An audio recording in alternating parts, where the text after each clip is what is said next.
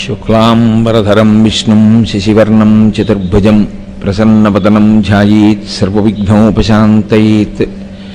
గురుర్బ్రహ్మా గురుర్విష్ణుః గురుర్దేవో మహేశ్వరః గురుస్సాక్షాత్ పరబ్రహ్మ తస్మై శ్రీగురవే నమః. వ్యాసాయ విష్ణురూపాయ వ్యాసరూపాయ విష్ణవే నమో వై బ్రహ్మనిధయే వాసిష్ఠాయ నమో నమః. కూజంతం రామ రామీతి మధురం మధురాక్షరం ఆరుహ్య కవితాశాఖాం వందే వాల్మీకికోకిలం. శ్రుతిస్మృతిపురాణానాం ఆలయం కరుణాలయం నమామి భగవత్పాదశంకరం లోకశంకరం. వాగర్ధావివ సంపృక్తౌ వాగర్ధప్రతిపత్తయే జగతః పితరౌ వందే పార్వతీ పరమేశ్వరౌ. సూక్తిం సమగ్రయతున స్వయమేవ లక్ష్మీః శ్రీరంగరాజమహిషీ మధురైః కటాక్షైః. వైదగ్ధ్యవర్ణగుణగుంభనగౌరవైర్యాం కండూలకర్ణకుహరాः కవయోధయంతి. హైమోర్ధ్వపుండ్రమజహన్మకుటం సునాసం మందస్మితం మకరకుండలచారుగండం బింబాధరం బహుళదీర్ఘకృపాకటాక్షం. శ్రీవేంకటేశముఖమాత్మనిసన్నిధత్తాం. విమలపటీ కమలకుటీ పుస్తకరుద్రాక్షశస్తహస్తపుటీ కామాక్షీ పక్ష్మలాక్షీ కలిత విపంచీ విభాసి వైరించీ. మనోజవం మరుతతుల్యవేగం జితేంద్రియం బుద్ధిమతాం వరిష్టం వాతాత్మజం వనరయూధముఖ్యం శ్రీరామదూతం శిరసా నమామి. ఆపదామపహర్తారం దాతారం సర్వసంపదాం లోకాభిరామం శ్రీరామం భూయో భూయో నమామ్యహం. హరి ఓం. పరమేశ్వర స్వరూపమైన సభకు నమస్కారం. దక్షిణ దేశంలో అత్యంత ప్రసిద్ధి వహించినటువంటి పర్వతాలు రెండు. ఒకటి వెంకటాచలము, ఇంకొకటి అరుణాచలము. ఈ రెండు పర్వతాల విషయంలో ఒక గొప్పతనం ఉంది. సాధారణంగా మనం ఈశ్వరుడు కొండ మీద విలిచి ఉంటాడు అని ఆయన్ని సేవించడానికి కొండ మీదకి వెళుతూ ఉంటాం. కానీ వెంకటాచలం విషయంలో, అరుణాచలం విషయంలో ప్రత్యేకతగా కనపడే విషయం ఏమి అంటే, వెంకటాచల పర్వతము తనంత తానుగా శక్తి కలిగినది. అది క్రీడాద్రి, సాక్షాత్తు శ్రీమన్నారాయణుని యొక్క విహార భూమి. అది వైకుంఠం నుంచి ఇక్కడికి తేబడినటువంటి కొండ. కాబట్టి ఆ పర్వతం పర్వతంగానే కొంత శక్తిని కలిగి ఉంది.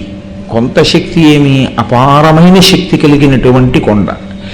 అది కేవలంగా ఏదో ఒక ఉపకారం రెండు ఉపకారాలు చేయడం కాదు, పాపములను దహించగలిగినటువంటి శక్తి కలిగిన కొండ.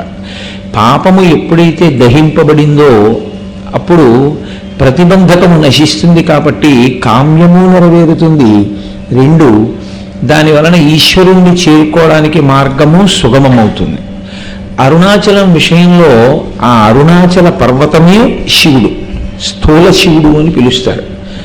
అందుకే కొండకి ప్రదక్షిణం ఉంది. అరుణాచల పర్వతానికి దాన్ని శివస్వరూపంగా చూసి ప్రదక్షిణం చేస్తారు. వెంకటాచల పర్వతం విషయంలో అది ఎప్పటి నుంచి ఉన్న కొండ అన్నది కాలమునకు అందేది కాదు. అందుకే శిలాతోరణము అని మన వాళ్ళు ఇప్పటికీ ఆ కొండ మీద ఒక విషయాన్ని చూపిస్తూ ఉంటారు. ఈ లోకాలన్నీ లయమైనప్పుడు, అంత భూమి అంతా కదిలిపోయినప్పుడు, పర్వతములన్నీ కదిలిపోతే ఆ శిలలతో ఏర్పడినటువంటి తోరణం తనంత తానుగా సహజంగా ఒకటి ఏర్పడింది. అవి ఎన్ని వేల సంవత్సరాల క్రితంది, ఎన్ని లక్షల సంవత్సరాల క్రితంది చెప్పగలిగిన వాళ్ళు లేరు. అంటే అది ఎంత సనాతనమైన పర్వతమో, మనకి పురాణాదుల యందు వ్యాస భగవానుడు చెప్పేటటువంటి వాక్కు ఎంత సత్యమై ఉంటుందో మీకు అవగతమవుతుంది. మీరు స్కాంద పురాణాన్ని పరిశీలనం చేస్తే ఆ స్కాంద పురాణంలో అగస్త్య మహర్షి వింధ్య పర్వతాన్ని దాటి వస్తారు. ఆ వింధ్య పర్వతాన్ని దాటి వచ్చినప్పుడు ఏర్పడినటువంటి పరిస్థితిని వర్ణన చేస్తారు. అది మీరు కొంచెం జాగ్రత్తగా గమనిస్తే ఎలా ఉంటుందంటే, పగటిపూట మీరు ఏదైనా రైల్లో ప్రయాణం చేస్తున్నప్పుడు మీకు ఏ ఏ నదులు కనపడతాయో, ఏ ఏ క్షేత్రములు కనపడతాయో వాటన్నిటినీ వ్యాస భగవానుడు వర్ణన చేస్తాడు. అంటే ఈ క్షేత్రములు ఇప్పటివి కావు, అవి కాలమునకు అందనటువంటి ప్రాచీనమైన క్షేత్రములు, అంత శక్తివంతమైన క్షేత్రములు.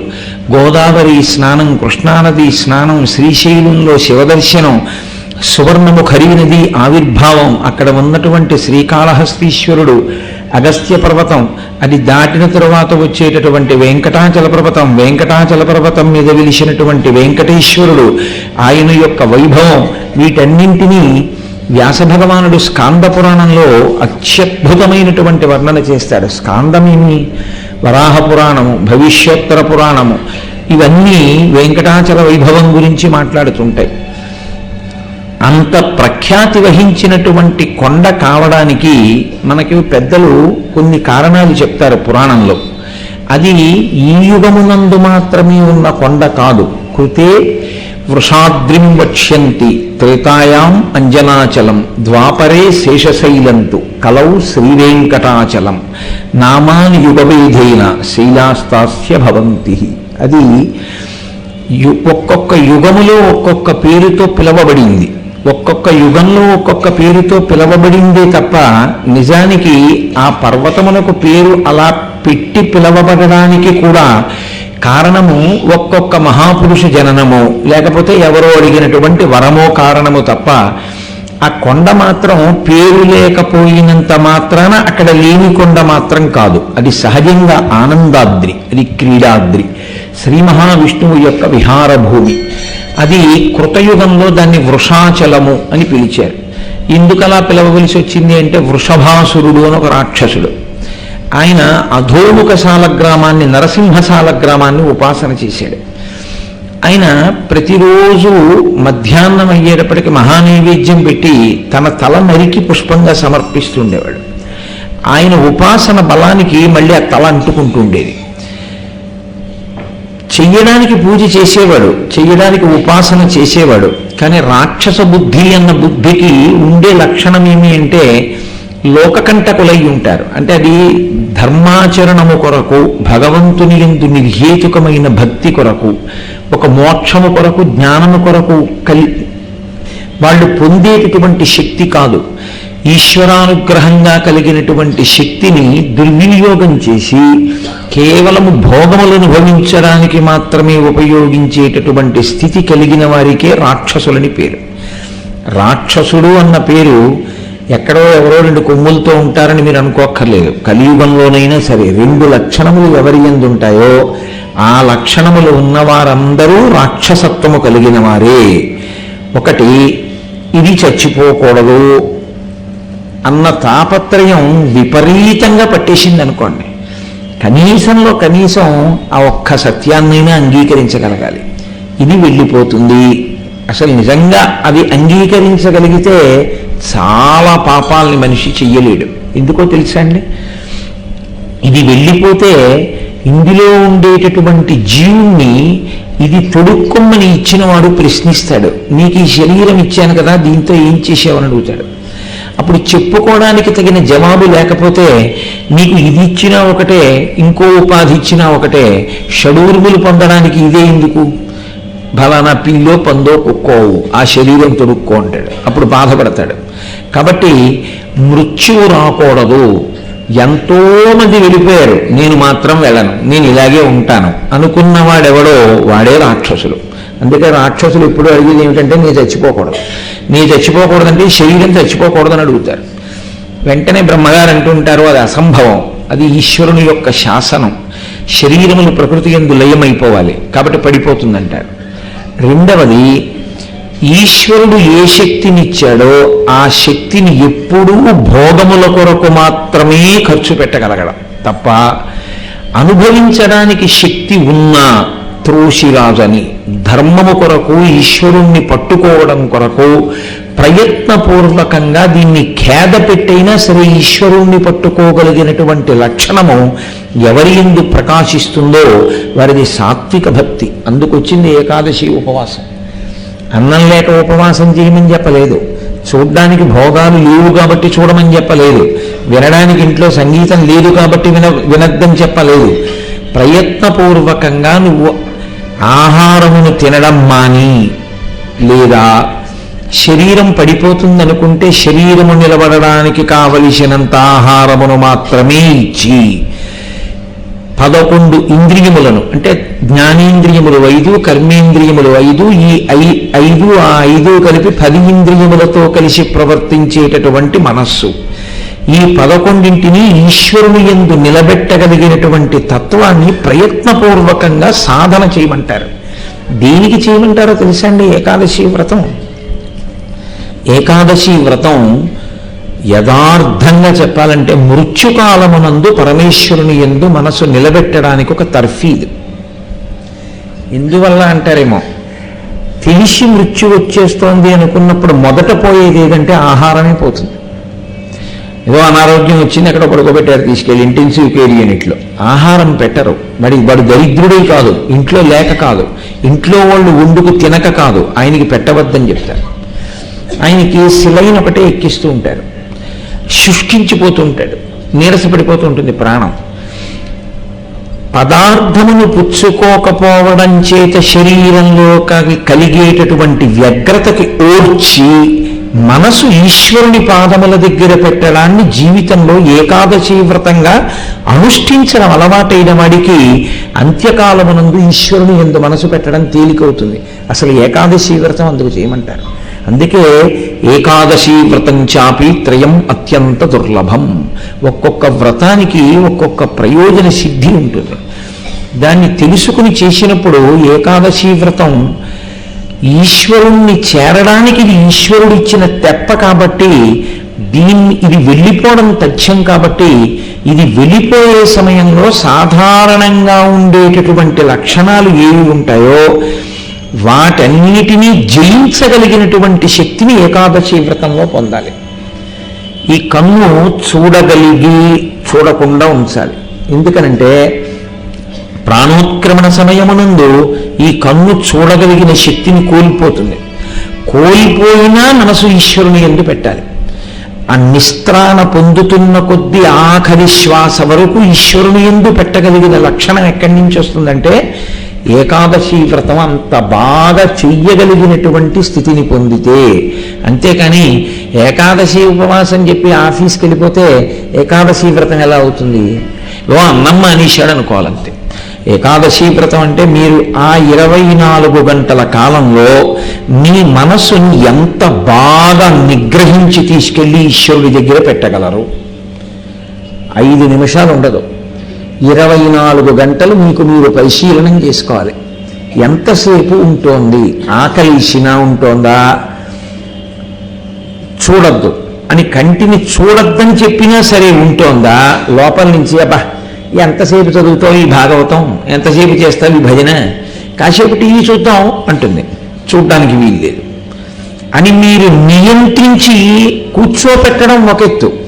అందుకే ఏకాదశి వ్రతం కొంతవరకు దేనికి పనికొస్తుందంటే నిషిద్ధ కర్మాచరణము చెయ్యకుండా ఆపుతుంది. చెయ్యవద్దన్న పనిని చెయ్యకుండా ఉండడమే చాలా కష్టం అండి. హాస్పిటల్లో ఉన్న వాళ్ళందరూ ఎందుకు ఏడుస్తారనుకుంటున్నారు? బయట ఉన్న వాళ్ళు కూర్చోవడానికి ఒక టీవీ పెడతారు, లోపల పడుకున్న వాడికి టీవీ ఉండదు, అదే బాధ. కానీ ఏకాదశి వ్రతం చేసిన వాడు ప్రయత్నపూర్వకంగా అలవాటు చేసుకోవాలి. ఎందుకంటే ప్రాణోత్క్రమణ అలా ఉంటుంది, అకస్మాత్తుగా వస్తే దాని అదృష్టం వేరు. అనాయాసైన మరణం వినా దైన్యైన జీవితం. కానీ కాలంలో వచ్చేటటువంటి మృత్యువునకు సిద్ధపడిన వాడు చెయ్యవలసిన వ్రతం నిజానికి ఏకాదశి వ్రతం.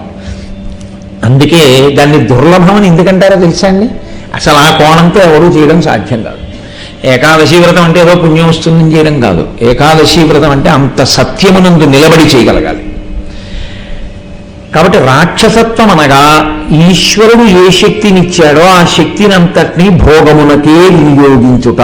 చూడడానికి కళ్ళిచ్చాడు, ఈశ్వరుడు ఏవి చూడొద్దన్నాడో అదే చూడడం. ఈశ్వరుడు చెవులిచ్చాడు, ఏవి వినొద్దన్నాడో అవి వినడం. ఈశ్వరుడు నాలుకిచ్చాడు, ఏవి మాట్లాడొద్దన్నాడో అవే మాట్లాడడం.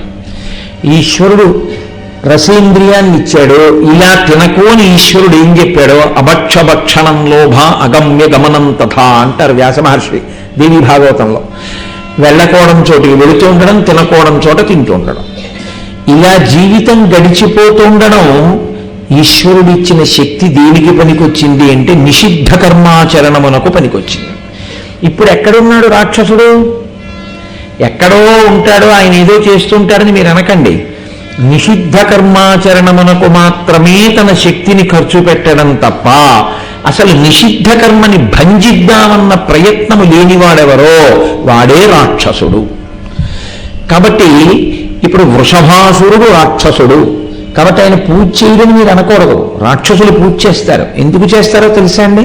లోకాన్ని పాడు చేసేవాడికి శక్తి కావాలి. వాడు ఈశ్వరుడు గుడికి పెడతాడు, వాడు పూజలు చేస్తాడు. వాడికి ఈశ్వరుడు శక్తిని ఇస్తాడు. ఆయనకేమి కర్మఫల ప్రదాత, ఆయనకేమి రాగద్వేషాలు ఉండవు. ఆయన శక్తిని ఇస్తాడు, దాన్ని దుర్వినియోగం చేస్తే ఉపాధిని పడగొడతాడు. పూజ చేసినప్పుడు ఇచ్చేయడం, పాడు చేసినప్పుడు తీసేయడం ఆయన కర్తవ్యం అయింది. అందుకే ఆయనకి ఆకర్షణ ఉండదు, వికర్షణ ఉండదు. కాబట్టి అటువంటి వృషభాసురుడు అధోముఖ శాలగ్రామాన్ని ఉపాసన చేశాడు. చాలా గొప్ప భక్తితో ఉపాసన చేసి అనంతమైన శక్తిని పొందాడు. ఇప్పుడు ఆ శక్తిని దేనికి వాడాడు అంటే తన భోగము కొరకు వాడుకున్నాడు. ఎవరెవరు ఈశ్వరుని యందు మనసు పెట్టి ఈ భోగములు మాకు అక్కర్లేదన్నారో వాళ్ళే ఆయనకి శత్రువు. మీరు చూడండి, కొంతమంది ప్రయత్నపూర్వకంగా భగవన్ మార్గంలో ఉన్న వాళ్ళని విమర్శించడమే మార్గంగా ఉంటారు. ఎందుకో తెలుసా? వాడి బాధల్లో ఏంటంటే వాడు మనలో ఎందుకు ఉండడం. ఆయన అవన్నీ మానేసి వాడితో తిరిగాడు అనుకోండి, చాలా మిత్రుడైపోతాడు. ఆయన తప్ప ఎలా చేయకూడదంటాడు, అందుకని ఈయనంటే ఆయన పడదు. ఇవి రెండు కలిసే మార్గాలు కావు. కానీ కలవాడు అని సంలక్షణం ఉన్నవాడు, ఈశ్వరుణ్ణి నమ్మినవాడు కలవడం మానకూడదు. తాను కలిసే ప్రయత్నం చెయ్యాలి. ఈశ్వరానుగ్రహం లేక పాడైపోయేవాడు భగవద్భక్తి తత్పరుడితో కలిసి ఉండలేడు. కలిసి ఉండలేకపోవడమే జీవుడు నశించిపోతున్నాడు అనడానికి గుర్తు. ఎందుకంటే అసలు మొట్టమొదట మీరు సత్పురుష సాంగత్యాన్ని అంగీకరించగలగాలి. సత్పురుష సాంగత్యం నాకు అక్కర్లేదు అని వదిలేశారు, జీవయాత్రలో మీరు చాలా గొప్ప విషయాన్ని జారవిడి చేసుకున్నారు అని గుర్తు. కాబట్టి వృషభాసురుడు భోగములను అనుభవిస్తూ ఆ భోగములను అనుభవించకుండా నియంత్రించుకునే వాళ్ళు ఎవరున్నారో అటువంటి ఋషులను ఖేద పెడుతూ ఉంటాడు. వాళ్ళెవరిని ఆశ్రయిస్తారు? వాళ్ళకి శక్తి ఉంటుంది. అది మీరు ఒక పురాణాన్ని అర్థం చేసుకోవలసిన విధానం. అది వాళ్ళకి శక్తి లేకపోవడం ఏమి ఉండదు. వాళ్ళు తపస్సు చేశారు. వాళ్ళు కూడా ఒక్కసారి శాపవాక్కు విడిచిపెట్టగలరు, నువ్వు నశించిపోవుదువుగాక. వాళ్ళ వాక్కే వాళ్ళకి ఆయుధం, వెంటనే పడిపోతాడు. కానీ వాళ్ళు అలా అనరు. ఎందుకనరో తెలుసా? ఈ శక్తిని మాకెవడిచ్చాడో ఆ శక్తిని మేము వాడి దగ్గర నుంచి పొందింది మేము ఇంకా భక్తితో ఉంచుకుని వాడిలో కలిసిపోవడానికే తప్ప ఉద్ధతితో ఇలాంటి వాళ్ళ మీద శాపాలు పెట్టడానికి కాదని నమ్ముతారు. మరి అప్పుడప్పుడు శాపాలు ఇస్తారు కదండి అని మీరు అనొచ్చు నన్ను. శాపము అనుగ్రహము. వాళ్ళు చేసినటువంటి పనికి కొన్ని కోట్ల జన్మలు పాడైపోవలసినటువంటి స్థితిని పొందితే జాలిపడి అయ్యో వీడు ఎంత పాడైపోతాడో అని ఒక్క జన్మతో వాడు ఆ పాపాన్ని పోగొట్టుకుని పశ్చాత్తాపం పొందేటట్లుగా ఋషి అనుగ్రహించి విడిచిపెట్టినది శాపవాక్యే. అందుకే శాపమునందు అనుగ్రహం ఉంటుంది, ఋషి శాపంలో ఈశ్వరుడి సంహారంలో కారుణ్యం ఉంటుంది. ఇది చాలా చాలా జాగ్రత్తగా మీరు పరిశీలనం చేసి పట్టుకోవాల్సిన లక్షణం. రాముడు చాలామందిని చంపేశాడు కాబట్టి రాముడు ధూర్తుడని మీరు అనకూడదు. రాముడు చంపడంలో కారుణ్యం ఉంటుంది. ఎందుకో తెలుసా అండి? డాక్టర్ గారు మీ ఒంట్లోనే పుట్టిన పుండుని డాక్టర్ గారు కత్తిపెట్టి కోసేస్తారు. కోసేయడంలో డాక్టర్ గారికి మీకు ఏమైనా కక్ష ఉందా? ఆ పుండు కోస్తే తప్ప మిగిలినటువంటి శరీరం నిలబడదు. ధర్మమును పాడు చెయ్యడానికి ఎవడు ఏ ఉపాధిని వాడుకుంటున్నాడో ఆ ఉపాధిని పడగొట్టేస్తే తప్ప వాడు అక్కడతో ఆ పాపాలు పోవు. లేకపోతే వాడు అలా చేసుకుంటూ పోతాడు ఇంకా లోపల జీవుడు. కాబట్టి ఆ ఉపాధి నుంచి వాడిని విడిపించేస్తాడు. ఆ విడిపించడం వాడి యందు కారుణ్యం. అలా వాడి వలన మిగిలిన వాళ్ళు పాడవకుండా రక్షించడం వాడిని చంపడంలో అవతల వాళ్ళని రక్షించే కారుణ్యం. కాబట్టి ఈశ్వరుడు చేసేటటువంటి సంహారమనందు కూడా కారుణ్యమే ఉంటుంది. అందుకే దాశరథి కరుణాపయోనిధి అన్నారు గోపరాజు గారు. తత్వం అర్థమైన వాడి యొక్క పరిశీలనం ఒకలా ఉంటుంది, తత్వం అర్థం కానివాడి పరిశీలనం ఎప్పుడూ కథకి మాత్రమే కట్టుబడుతుంది. కాబట్టి ఇప్పుడు ఈ ఋషులందరూ ఈశ్వరుడికి చెప్పారు, అయా వీడు చాలా ఉద్ధతితో ప్రవర్తిస్తున్నాడు, మిమ్మల్ని ఆరాధన చేసి పొందిన శక్తి ఏదుందో దాంతో మమ్మల్ని బాధ పెడుతున్నాడు. కాబట్టి మేము మిమ్మల్ని నమ్ముకున్నాం, మీరే మమ్మల్ని రక్షించాలి. మిమ్మల్ని మీరు రక్షించుకోలేరా మేము అలా రక్షించుకోం, మీరు మమ్మల్ని రక్షించాలి. ఇది వాళ్ళకు ఉండేటటువంటి పరమభక్తి. అందుకే బాలుడితో పోలుస్తారు దత్తాత్రేయ స్వామి వారు. నాకు బాలుడు గురువు అన్నారు. చిన్నపిల్లవాడు ఏదైనా ఇబ్బంది వస్తే వాడు ఆ పాటికో రాయి తీసి కుక్క మీద విసిరగలిగినా కుక్క బావు అంటే పరిగెత్తుకుంటే అమ్మా అని ఏడుస్తూ వెళ్ళిపోతాడు తప్ప, వాడు మనం రాయి తీసి కుక్కను కొడదామని ఓ 12 ఏళ్ళు వచ్చాక తెలుస్తుంది. ఓ 5-6 ఏళ్ల వయసులో వాడికి ఏదొచ్చినా ఆపద అమ్మా నాన్న అని పరిగెడతాడు. అలా ఏ ఆపదొచ్చినా ఈశ్వరుణ్ణి నమ్ముకున్న వాడి నోటి వెంట వచ్చే మాట ఈశ్వరా అని. ఈశ్వరా మీరే నన్ను చూడాలంటాడు. అంతేకాని తన ప్రయత్నం ఈశ్వరానుగ్రహం కోసం అంతే తప్ప నా ప్రయత్నమే ఫలిస్తుందని చేయడు. ఆ ప్రయత్నములకు పురుషకారముగా ఈశ్వరానుగ్రహము కలవాలంటాడు. ఇదే సీతమ్మ తల్లి రామాయణంలో కచ్చిత్ పురుషకారంచ దైవంచ ప్రతిపద్యతే అంటుంది. చెయ్యవలసిన ప్రయత్నం చేసినా ఈశ్వరానుగ్రహం కలిసి వస్తోందా? ఈశ్వరానుగ్రహము కూడా కలిస్తే తప్ప సముద్రమంత మీ పరిశ్రమ బిందువంత ఈశ్వరానుగ్రహము కలవని నాడు ఫలించదు. కేవలము పురుష ప్రయత్నమే అన్నిటినీ సాధించగలిగితే లోకంలో సంకల్పాలు చేసిన వాళ్ళందరూ కూడా వైఫల్యమును పొందవలసిన అవసరం లేదు. మరి వైఫల్యమును పొందుతున్నారు అంటే కారణం ఈశ్వరానుగ్రహము కలిసి రాలేదు.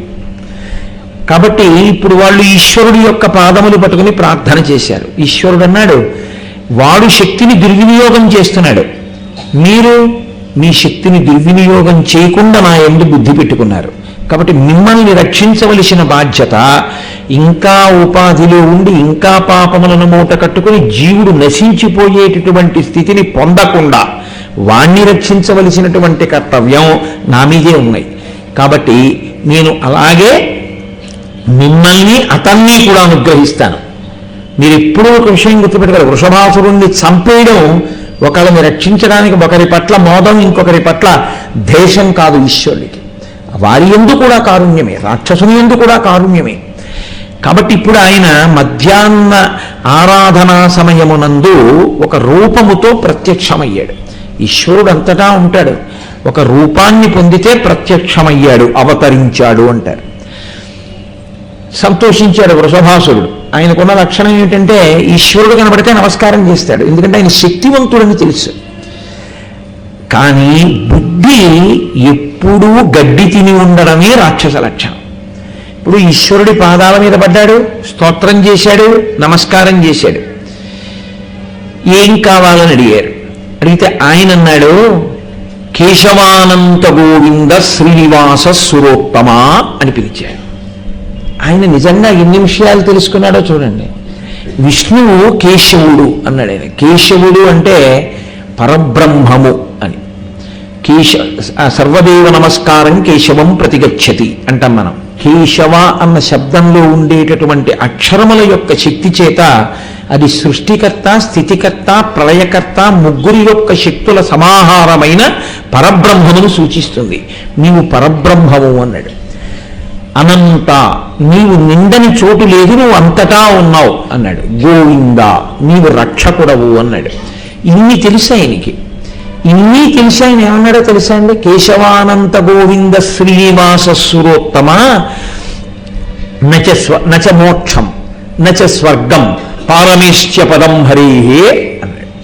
నాకు మోక్షం అక్కర్లేదు. సో ఈశ్వరుడు కనబడితే అడగవలసింది అదే కదండి. కానీ అది వాడి అజ్ఞానం. వాడు అన్నాడు, నాకు మోక్షం అక్కర్లేదు, నాకు స్వర్గము అక్కర్లేదు. మోక్షం కన్నా కింద పెట్టు స్వర్గం కావాలనుకుంటున్నావేమో, భోగాలు కావాలనుకుంటున్నావేమో, భోగాల కోసం తిరుగుతున్నానని కదా నన్ను అందరూ రాక్షసుడు అంటున్నారు. నాకు భోగాలు అక్కర్లేదు, భోగాలకు పరాకాష్ఠ స్వర్గలోకం, నాకు ఆ స్వర్గం అక్కర్లేదు అన్నాడు. అంటే ఎంతటి తమోగుణ స్థితో మీరు చూడండి. పారమేశ్య పదం హరేహే, నాకు బ్రహ్మగారి పదవి కూడా అక్కర్లేదు. మరి నీకేం కావాలి? నాకు యుద్ధ భిక్షాంచ దేహిమే, నాకు యుద్ధ భిక్ష పెట్టు, నీతో యుద్ధం చేస్తానన్నాడు.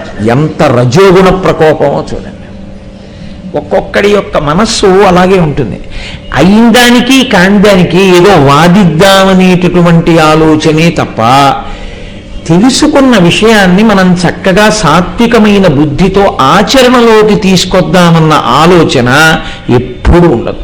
ఆచరణకి పనికిరాని వేదాంతం మీకు ఏ ఉపకారము చెయ్యలేదు, చెయ్యదు కూడా.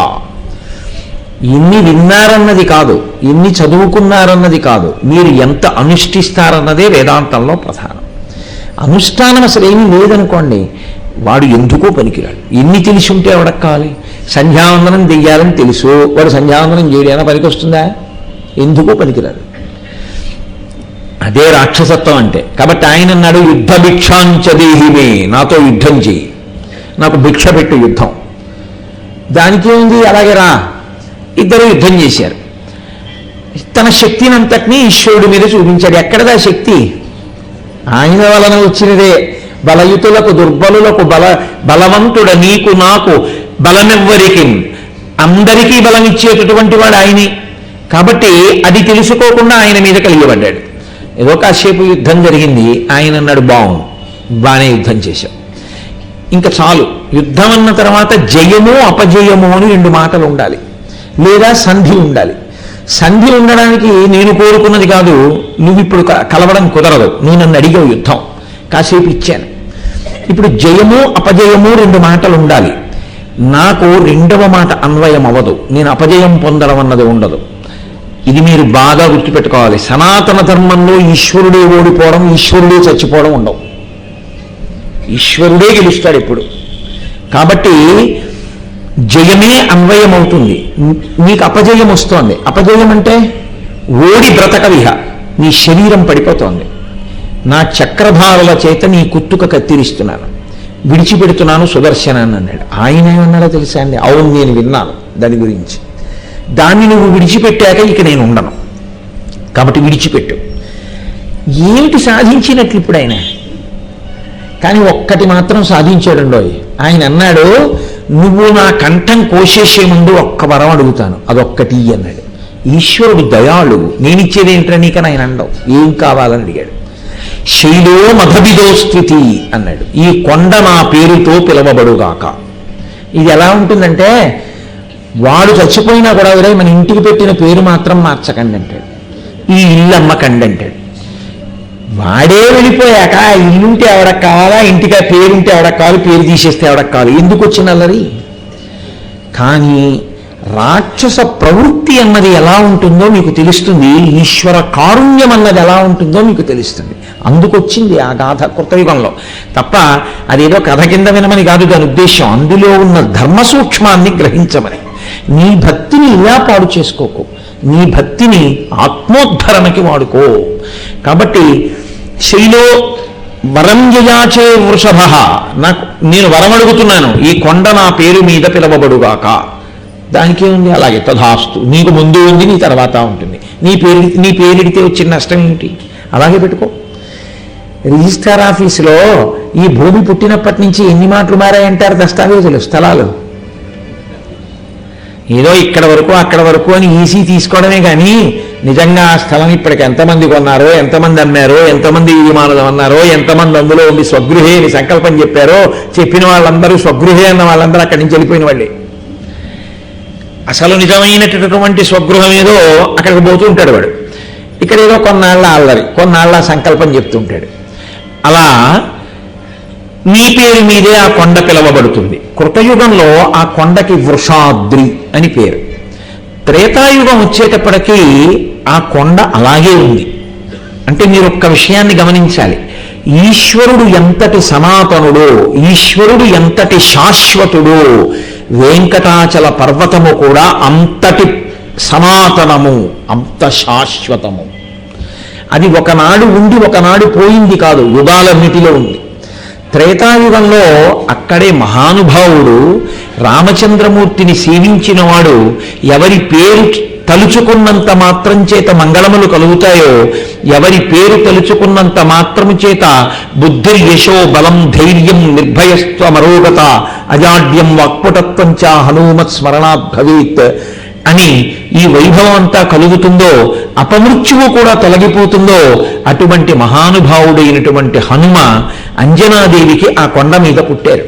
అందువల్ల తస్మాత్ అంజనశైలోయం లోకే విఖ్యాత కీర్తిమాం. ఆ కొండకి అంజనాచలము, అంజనాద్రి అని త్రేతాయుగంలో పేరు. త్రేతాయుగం అయిపోయింది, ద్వాపర యుగం వచ్చింది. ద్వాపర యుగం వచ్చే సమయానికి శ్రీవైకుంఠానికి తూర్పు ద్వారాన్ని కొంతకాలం శేషుడు కాపలా కాశాడు. ఈశ్వరుడు ఏదో పదవిచ్చాడు. ఏదో చూడండి, ఈ వారం రోజులో 9 రోజులో ఇక్కడ నేను ఉపన్యాసం చెప్తాను, ఇది ఈశ్వరుడు నాకు ఇచ్చిన పదవి.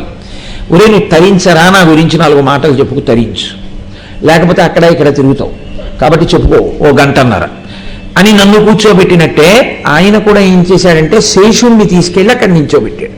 తూర్పు ద్వారం కాపలాకాయ్ అన్నాడు. ఆయన అక్కడ నించున్నాడు.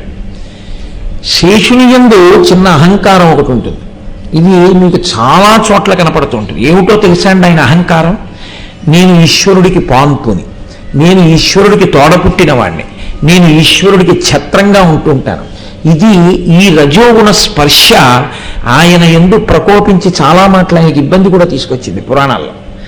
వ్యాసవాక్కు ఒక చోట నిజమే, ఒక చోట అబద్ధం కాదు. ఎక్కడ చెప్పినా వ్యాసవాక్కు ఒకటే అవుతుంది. వ్యాసుడికి ఒక చోట సత్యం చెప్పి ఒక చోట అసత్యం చెప్పవలసిన ప్రారంభం ఆయనకేం లేదు. వ్యాసో నారాయణ స్వయం, నారాయణుడే వ్యాసుడు. కాబట్టి ఆ శేషుడు తూర్పు ద్వారాన్ని కావలి కాస్తున్నాడు. కావలి కాస్తుండగా ముఖ్య ప్రాణుడు వచ్చాడు. మనకి ఇటువైపు లేదు కానీ ఈ పేరు పెట్టి పిలవడం, మీరు ఉడిపి లాంటి క్షేత్రానికి వెడితే ముఖ్య ప్రాణుని దేవాలయం అని బోర్డు ఉంటుంది. ముఖ్య ప్రాణుడు అంటే ఎవరండి అంటుంటారు. వాయువునకు ముఖ్య ప్రాణుడని పేరు. ప్రాణములు ఆయన మీద ఆధారపడి ఉంటాయి, గాలి మీద. ఆ వాయువు అకస్మాత్తుగా ఏదో స్వామితో అత్యవసరంగా కలవవలసినటువంటి పనుండి వచ్చాడు. వచ్చి నేను లోపలికి వెళ్ళాలి, స్వామితో మాట్లాడాలన్నాడు. ఆయనకి చాలా కోపం వచ్చింది. నన్ను గౌరవించకుండా, నాతో మర్యాదతో మాట్లాడకుండా, నన్ను బ్రతిమాలకుండా లోపల స్వామిని కలుస్తానంటాడు. ఆయన అన్నాడు శేషుడు, బలే జ్ఞానే విరాగీచ విష్ణుభక్తో నమచ్చమః అన్నాడు. ఇది ఆయన అహంకారానికి కారణం. బలే, నా అంత బలవంతుడు లేడు. జ్ఞాని, నా అంత జ్ఞాని లేడు. విరాగీచ, నా అంత వైరాగ్యం ఉన్నవాడు లేడు. సాక్షాత్ స్వామి నా మీద పడుకుంటారు, అయినా అలా ఉంటున్నాను. ఎంత వైరాగ్యం నాది, ఎంత బలం నాది. సమస్త బ్రహ్మాండములను కుక్షిలో పెట్టుకున్న వాణ్ణి నా మీద పడుకోబెట్టుకుంటున్నాను, ఇంకా నాకన్నా బలవంతుడు ఎవరు? కాబట్టి బలే జ్ఞాని విరాగీచ విష్ణుభక్తో నమత్సమః, నాతో సమానమైన భక్తుడు లేడు. కాదు, మిగిలిన వాళ్ళందరూ బయట నించుంటారు. స్వామిని ప్రార్థన చేస్తే ఆయన బయటకు వచ్చి కనపడతారు, దర్శనమిస్తారు. నేను సదాంతఃపురే వాసో పుత్రాణామధికో హరి, నేను ఎప్పుడూ అంతఃపురంలో ఉంటాను. ఎందుచేత? అన్నిటికన్నా అత్యంత గోప్యంగా ఉండేది ఎవరు రాండి? శయనాగారమే. పడక గదిలోకి ఎవరు రారు. హాల్లోకి రావచ్చు, రీడింగ్ రూమ్లోకి రావచ్చు, ఇంకా భార్య వైపు వాళ్ళైతే వంటింట్లోకి రావచ్చు. గబగబా వెళ్ళిపోతుంటే ఎవరే బావగారు పడుకున్నారు ఊరుకో అంటే ఊరుకుంటాడు, బావమరిది కూడా. పడుకున్న చోట ఎవరు రారుగా. నేను అసలు స్వామి పడుకునేటటువంటి గదిలో మంచాన్ని నేనే. ఆ మంచాలన్నీ జడాలు, నేను చైతన్యం ఉన్నటువంటి ప్రాణిని. నేను బుస కొడుతూ అలా ఉంటే స్వామి చక్కగా నా మీద పడుకుంటే, నా పాదములను ఆయన పాదములను లక్ష్మీదేవి ఒత్తుతుంటే 1000 పడగలతో ఎప్పుడు నేను చూస్తూ ఉంటాను. కాబట్టి నాకన్నా గొప్పవాడెవరు? సదాంతఃపురే వాసః పుత్రాణామధికో హరి. కొడుకు కన్నా శ్రీ మహావిష్ణువుకి నేనే ఎక్కువ. ఈ మాటలంటే వాయువు అన్నారు. నేనొక్క మాట చెప్తాను, బాగా జ్ఞాపకం పెట్టుకో. ఒక ఇంటి యజమాని చాలా ఐశ్వర్యవంతుడు. ఐశ్వర్యమునకు హద్దుగా ఏం చెప్తారంటే గజాంతం అంటారంటే ఇంటి ముందు ఏనుగులు ఘీంకరిస్తే తొండములనెత్తి వాడు మహదైశ్వర్యవంతుడు అని. ఆ ఐశ్వర్యం చాలా గొప్ప ఐశ్వర్యం కింద చెప్తారు. ఇంటి ముందు ఏనుగులు ఘీంకరించడం, అందుకే దేవాలయాల్లో ఈశ్వరుడు ముందు ఏనుగు నుంచుతారంటే ఆయన మహదైశ్వర్యవంతుడని గుర్తు. సరే, ఆంధ్రదేశంలో ఆ అలవాటు చాలా తక్కువ. ఎక్కడో వెంకటాచలాది క్షేత్రములు, ద్రవిడ దేశంలో ప్రతి క్షేత్రం ముందు ఏనుగులు ఉంటాయి. కాబట్టి నేను ఒక మాట చెప్తాను విను అని వాయువు శేషుడితో ఒక మాట అన్నారు. ఒక ఐశ్వర్యవంతుడైనటువంటి యజమాని తన శయనాగారమునందు నిద్రపోతూ ఉంటాడు. ఆయన పడుకునే మంచం కింద ఒక పిల్లి పడుకుంటుంది. ఆయన అంతఃపురానికి దూరంగా ఉన్న గజశాలలో ఒక ఏనుగు నిలబడి ఘీంకరిస్తూ ఉంటుంది. యజమాని మంచం కింద పడుకున్నంత మాత్రం చేత పిల్లి దూరంగా ఉన్న ఏనుగుతో సమానమా? అంతఃపురం లోపల ఉన్నందుకు, తూర్పు ద్వారానికి కావలి ఉన్నందుకు నాకన్నా నువ్వు గొప్పవాడివా? లోపలున్నంత మాత్రం చేత నువ్వు శ్రీ మహావిష్ణువు కొడుకు కన్నా ఎక్కువయ్యావా? పైగా నేను నీకు ఇంకొక ఉపమానం చెప్తాను. యువరాజు ఉంటాడు. రాజు ఎక్కడో సామంతులు తిరగబడ్డారు. యువరాజుని పంపిస్తాడు. యువరాజు సామంతుల్ని మర్దించాడు. నాన్నగారు రాజ్యం మళ్ళీ తిరిగి కైవసం చేసుకున్నా అంటాడు. ఒరేయ్, కొంతకాలం నువ్వు అక్కడ ఉండి ఆ రాజ్యాన్ని చక్కపెట్టి సమర్థుడైన వాడిని సామంతుడిగా మళ్ళీ నియామకం చేసి రా అంటాడు. ఇప్పుడు యువరాజు అక్కడ ఉంటాడు. యువరాజు అక్కడున్నాడు. రాజుగారు కాళ్ళు పట్టే సేవకుడు మంచం మీద రాజుగారి కాళ్ళ దగ్గర కూర్చునున్నాడు. రాజుగారి కాళ్ళ దగ్గరే ఉండి కాళ్ళు పట్టిన సేవకుడు దూరంగా ఉన్న యువరాజుతో సమానమా దగ్గరున్నాడని? నేను వాయువుని, నా పేరు ముఖ్యప్రాణుడు, నేను ఈశ్వరుని యొక్క ఆజ్ఞలను ఔగుల దాల్చేవాణ్ణి. నీవు దగ్గరగా ఉన్నావని గొప్ప కాదు, నేను దూరంగా ఉన్నానని స్వామికి తక్కువ కాదు. ఏమిటి మాట్లాడుతున్నావు నువ్వు అని వాయువు అధిక్షేపించారు శేషుణ్ణి. ఈ మాటలు తెలియని వాడు సర్వజ్ఞుడు ఎలా అవుతాడండి? సర్వవ్యాపకత్వం ఉన్నవాడు ఎలా అవుతాడు? ఆయనకి తెలియదు లోపలున్నాయనికి, లోపలున్నాయనే బయట ఉన్నారు, కనపడరు ఇక్కడంతే, సాకారంగా లోపలున్నారు. ఓహో, ఇప్పుడు అహంకారమును తొలగించవలసిన అవసరం వచ్చింది. మీరు శ్రీ మహావిష్ణువు యొక్క లీలలు చాలా చమత్కారంగా ఉంటాయి. ఎందుకో తెలుసా అండి? ఒక పరిపాలకునికి ఉండవలసినటువంటి చమత్కారాలన్నీ విష్ణువు యందు ఉంటాయి. నేను యథార్థం చెప్తున్నాను. మీకు ఇది శివతత్వంలో కనపడదు, విష్ణుతత్వంలో కనపడుతుంది. పరిపాలన చేసేవాడికి వీడితో చాలా ప్రమాదం రా, వీడితో ఒక్క 2 నిమిషాలు మాట్లాడి పంపించి వీడితో పని చేయించుకోవాలి తప్ప వీడిని నేను వెళ్ళి చేయా అంటే చేయడు. వీడిగా లేకపోతే పొద్దున కొత్తగా ఓ విప్లవం సృష్టిస్తాడు. అందుకని వీడిని జాగ్రత్తగా దగ్గరి వాళ్ళ చూస్తూ వీడితో పని చేయించాలి. 1000 కళ్ళతో చూస్తూ ఉండాలి వీడిని.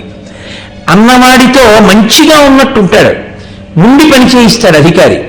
అలా ఆయన స్థితికారుడు, ఆయన సర్వజగద్రక్షకుడు, పరిపాలనాంశ కలిగిన వాడు, అఖిలాండ కోటి బ్రహ్మాండ నాయకుడు. అందుకే ఆయన ఎవరితో ఎంత చమత్కారంగా వ్యవహరించాలో అలా వ్యవహరిస్తారు.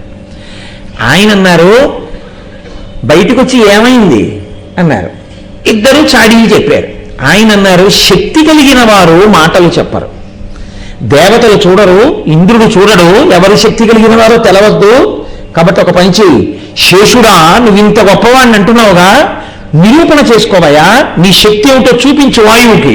అదిగో మహామేరువు యొక్క కుమారుడు ఉన్నాడు ఆనందాద్రి, నేను విహారం చేసేటటువంటి క్రీడాద్రి, చక్కటి కొండ శ్రీవైకుంఠంలో.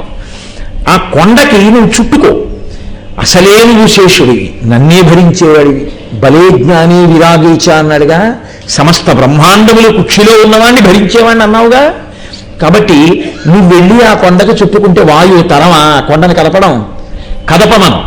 వాయువు కదపగలిగాడనుకో, వాయువు గొప్పవాడు.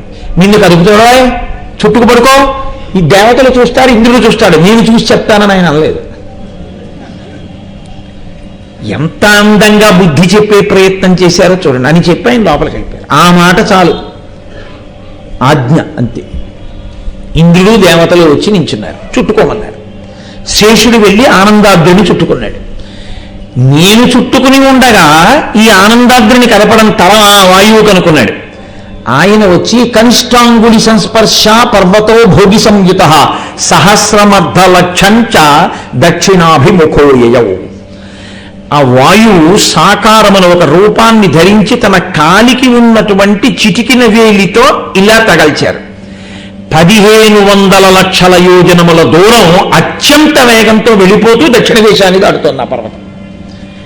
వైకుంఠం నుంచి 1500 లక్షల యోజనములు దాటింది వాయువు తన చిటికిన వేలితో కొడితే అని రాశారు పురాణంలో. సహస్రమర్ధ లక్షంచ దక్షిణాభిముఖోయయౌ.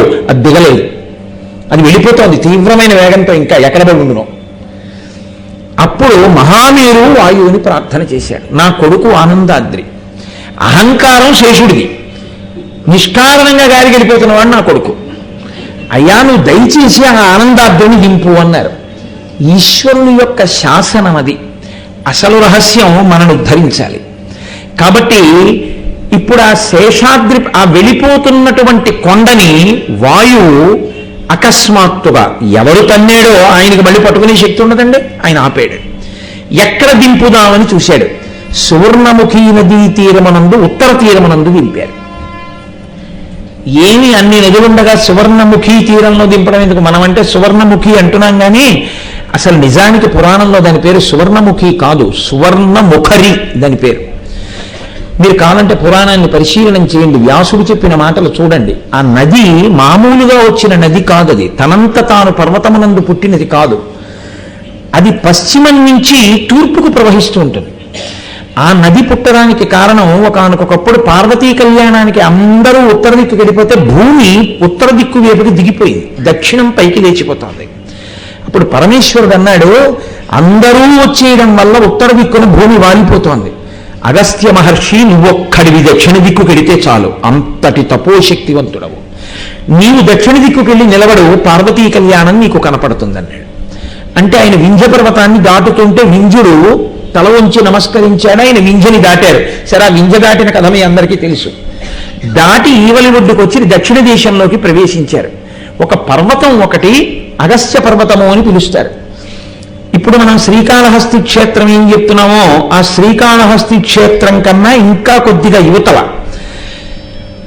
అగస్త్య పర్వతం మీద ఆయన నివాసం ఉండేవారు. అక్కడ నీటి కయ్యలు ఉండేవి. ఆ నీటి కయ్యలలో నీటిని స్నానానుష్ఠానములకు వాడుతుండేవారు. ఆయనకి చాలా మంది శిష్యులు, దక్షిణ దిక్కుకి అసలు గౌరవం వచ్చిందంటే అగస్త్యుడి వల్లే, అంతటి మహానుభావుడు. ఆయన దగ్గరికి వచ్చి శిష్యులు అన్నారు, ఈ పర్వతం మీద అన్నీ ఉన్నాయి, ఒక జీవనది లేదు.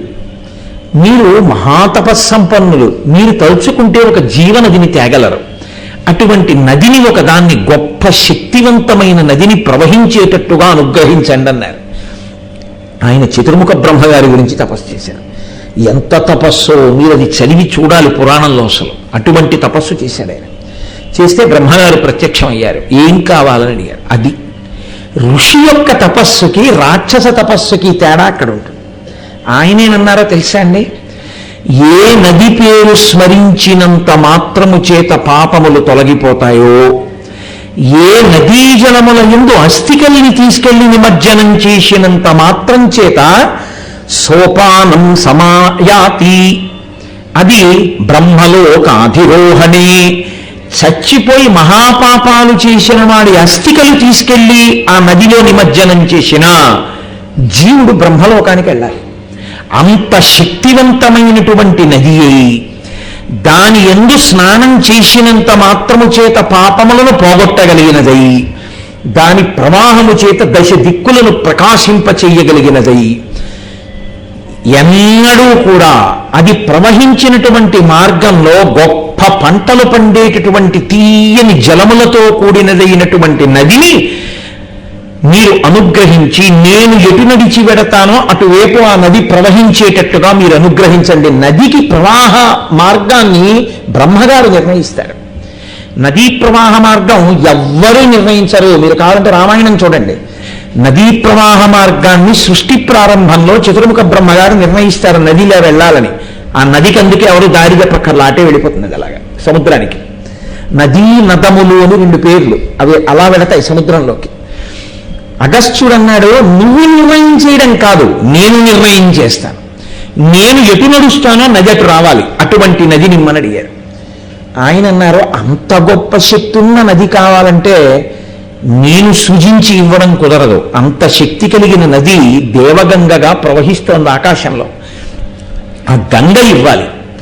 నువ్వింత గొప్ప కోరిక కోరావు కాబట్టి నేను గంగని పిలుస్తానని గంగమ్మని పిలిచి అడిగారు. నీ అంశతో విడిచిపెడతావా ఒక పాయని అని అడిగారు.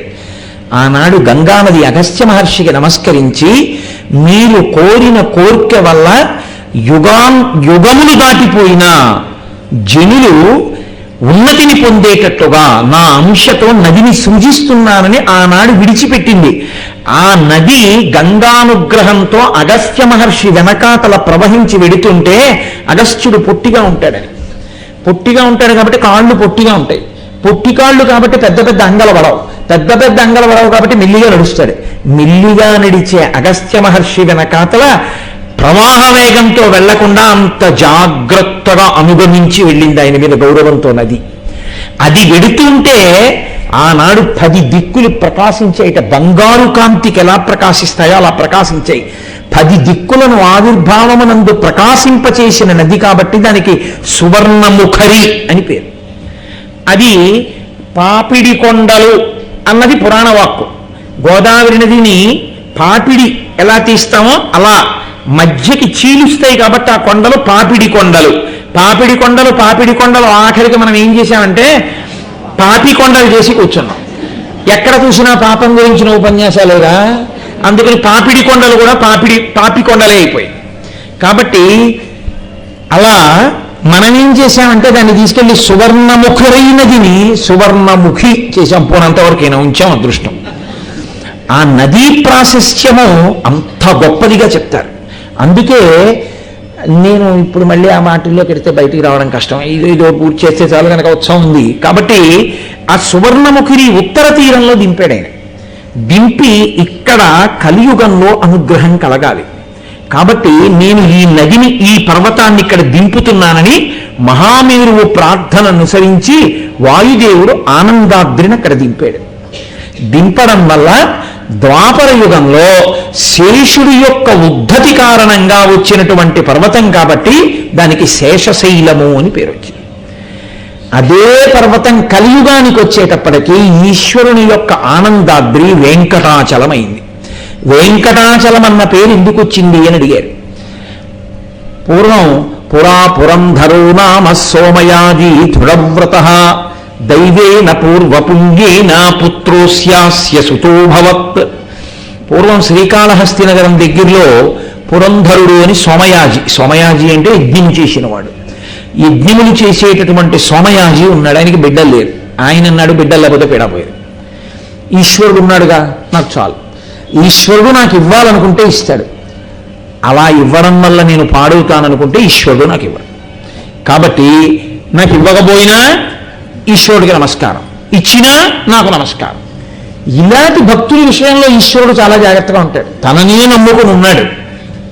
ఆయన ఏం చేశాడంటే వృద్ధుడైపోయిన పురంధరుడికి కొడుకునిచ్చాడు.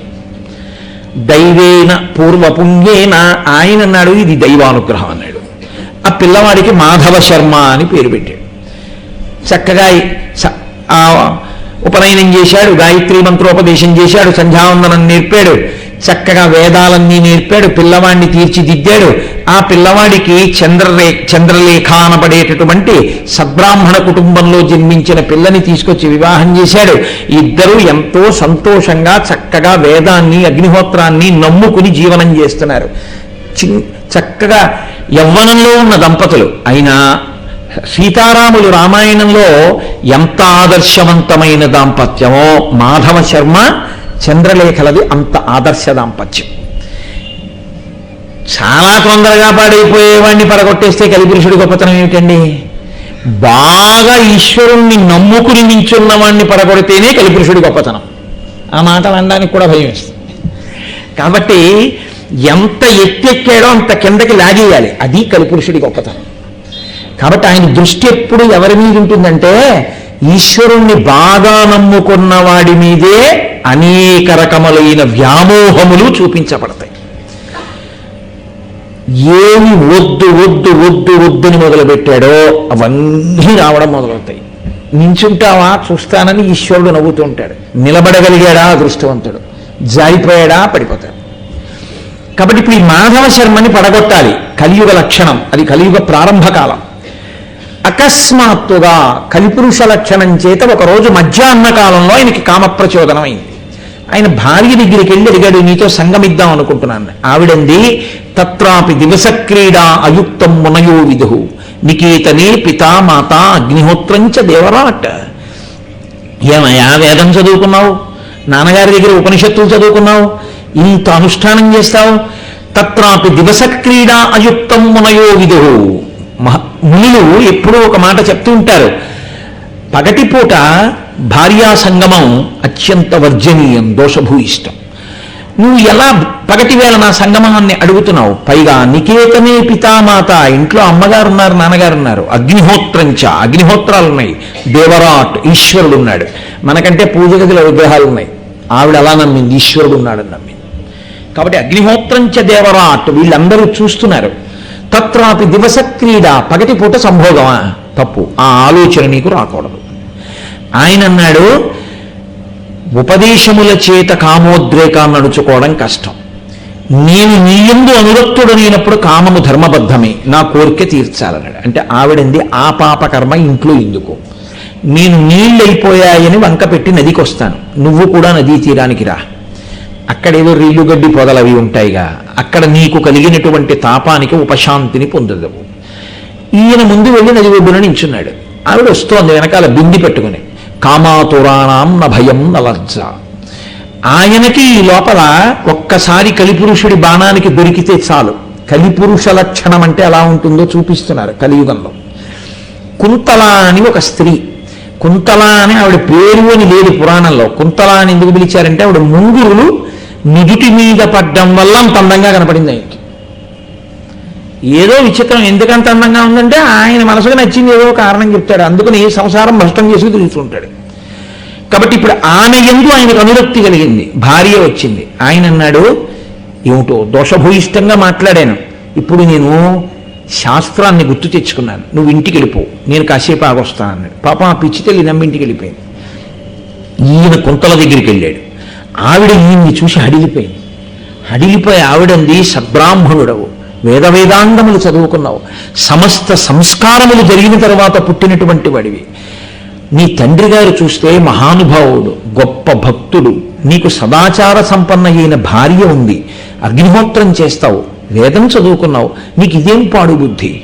పరస్త్రీ సంగదోషైన భావో మరణంగతాహ. పరస్త్రీని కోరుకున్న వాళ్ళు ఎందరో చనిపోయారు, నువ్వు కూడా ఆ వరుసలో వెళ్ళిపోదాం అనుకుంటున్నావా? ఇదెక్కడ దిక్కుమాలిన బుద్ధి పుట్టింది?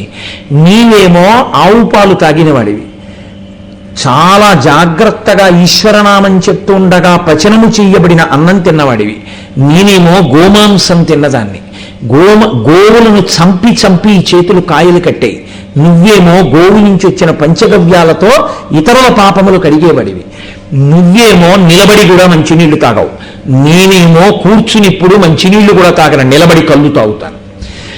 నేను ఎన్ని మాటలు వ్యభిచార గృహాలకు వెళ్ళానో, ఎంతమంది పురుషులతో క్రీడించానో నాకే జ్ఞాపకం లేదు. ఇటువంటి మలినమైన శరీరాన్ని నువ్వు కోరుతున్నావా? ఎంత దోషం! నువ్వు ఇటువంటి తప్పు పని చేయకండి. ఆయన వెంబడించి కుక్కుట న్యాయంతో ఆవిడ్ని అనుభవించి ఒక మాట చెప్పాడు. అంటే ఇదే పోతన గారి భాగవతంలో జ్ఞాన కలునిలోని శారదయువులే అంటారు. ఏమీ తెలియని వాడు పాడైపోయాడు అనుకోండి, తెలిసిన్నవాడు చెప్పచ్చు. కొన్ని వేల మందికి చెప్పగలిగిన వాడే పాడైపోయాడు అనుకోండి, ఆయనకి చెప్పగలిగిన వాడు ఇంకెవరు ఉండరు. ఎందుకో తెలుసా? ఆయనే అన్నీ తెలుసున్నవాడు, ఆయనే కొన్ని వేల మందికి చెప్పగలిగిన వాడు, ఆయనకి ఎవరు చెప్తారు? ఎవ్వరూ చెప్పలేరు. అందుకే తెలుసున్నవాడు పాడైపోతే ఇక బాగు చేయడం కష్టం, తెలియని వాడు పాడైపోతే తెలుసున్నవాడు బాగు చేయగలడు. అందుచేత ఆయన అన్నాడు, ఏమిటి పిచ్చిదానా అలా మాట్లాడతావు? లవణోదకేన రత్నాన్ని, ఉప్పు నీటిలో రత్నాలున్నాయి, అంత మాత్రం చేత రత్నాలు పనికిమాలినవి అయ్యాయా? ఇప్పుడు గోమాంసం తిన్నాను కళ్ళు తాగానంటే ఇటు అంత మాత్రం చేత నీ అందం తక్కువ అనుకుంటున్నావా? ఏమిటో విర్రి బ్రహ్మ, ఇన్నాళ్ళు బ్రహ్మగారిని పొగిడిన వాడు అంటున్నాడు, పిచ్చి బ్రహ్మకి సృష్టి చేసిన అందాన్ని ఎక్కడుంచాలో తెలియనివాడు, నా ఇంట్లో ఉండవలసిన దానివి అరణ్యంలో ఉన్నావు అని ఆమె పొందు అనుభవించాడు. కలిపురుష లక్షణం అంటే అలా ఉంటుంది. అది మాధవ శర్మ యొక్క దోషం అనకూడదు. మీరు చాలా జాగ్రత్తగా ఉండకపోతే పడగొట్టేస్తాడు ఆయన. కాబట్టి ఇప్పుడు ఆవిడంది, ఎలాగో చెయ్యరాని పని చేశావు, మళ్ళీ దొంగ ముఖం పెట్టుకుని ఇంటికెందుకు? తజ యజ్ఞోపవీతంతే ముండయిత్వా శిరస్తథా చేసి అబ్రాహ్మణ్యముపాగమ్య భక్ష్య గోమాంసముత్తమం అండి. అలా చెయ్యడనుకుంది ఆవిడ. ఆవిడంది తజ యజ్ఞోపవీతంతే, యజ్ఞోపవీతం తీసి అవతల పారాయి. ముండయిత్వా, శిఖ లేకుండా గుడ్డు చేయించుకో, ముండయిత్వా శిరస్థథ చేయించుకొని అబ్రాహ్మణ్యముపాగమ్య, దానివల్ల ఉన్న బ్రాహ్మణ్యాన్ని విడిచిపెట్టి అదిగో అక్కడ ఆవు కనపడుతోంది, దాన్ని చంపేసి ఆ మాంసం పట్రా ఉడికించిస్తాను తిని అంది. భక్ష్య గోమాంసముత్తమం, నీ కోసం ఏదైనా చేస్తానని యజ్ఞోపవీతం తీసి విసిరేశాడు. పిలక లేకుండా గుండు చేయించేసుకున్నాడు. వెళ్ళి ఆవును చంపేసి దాని శరీరం కోసేసి మాంసం తెచ్చి కుంతలకిచ్చి ఆవిడ ఉడికించి పెడితే ఆ మాంసం తిన్నాడు.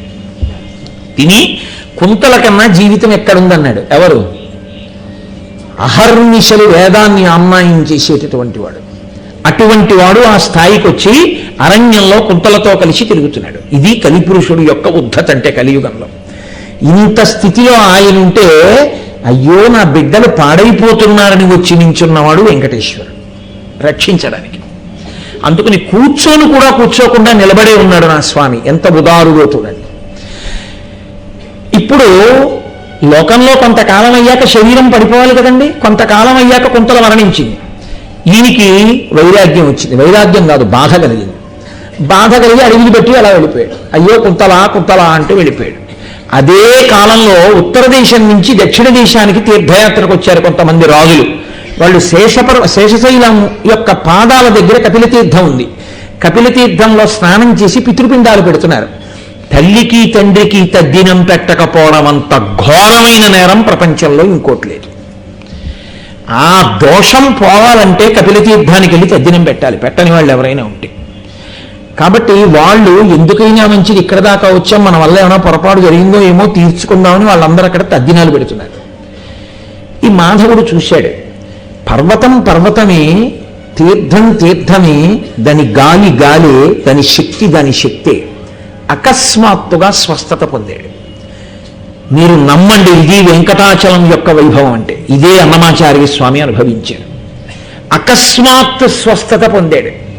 వాళ్ళందరి వంక చూశాడు. అవును, వాళ్ళు తద్దినం పెడుతున్నారు. మా అమ్మ నాన్న కూడా బెంగ పెట్టుకుని చనిపోయారని తెలిసి కూడా నేను వెళ్ళలేదు. నాకు ఇన్ని నేర్పాడు నా తండ్రి. కానీ నేను తద్దినం కూడా పెట్టలేదు. నా దోషం పోవడానికి ఇప్పుడు నేను తద్దినం పెట్టాలని కపిలతీర్థంలో ములిగాడు. పితృకార్యం చేసేటప్పుడు ప్రధాన నియమం ఒకటి చెప్తుంది శాస్త్రం. తాను ఏది తింటాడో దాంతోనే పిండం పెట్టాలి.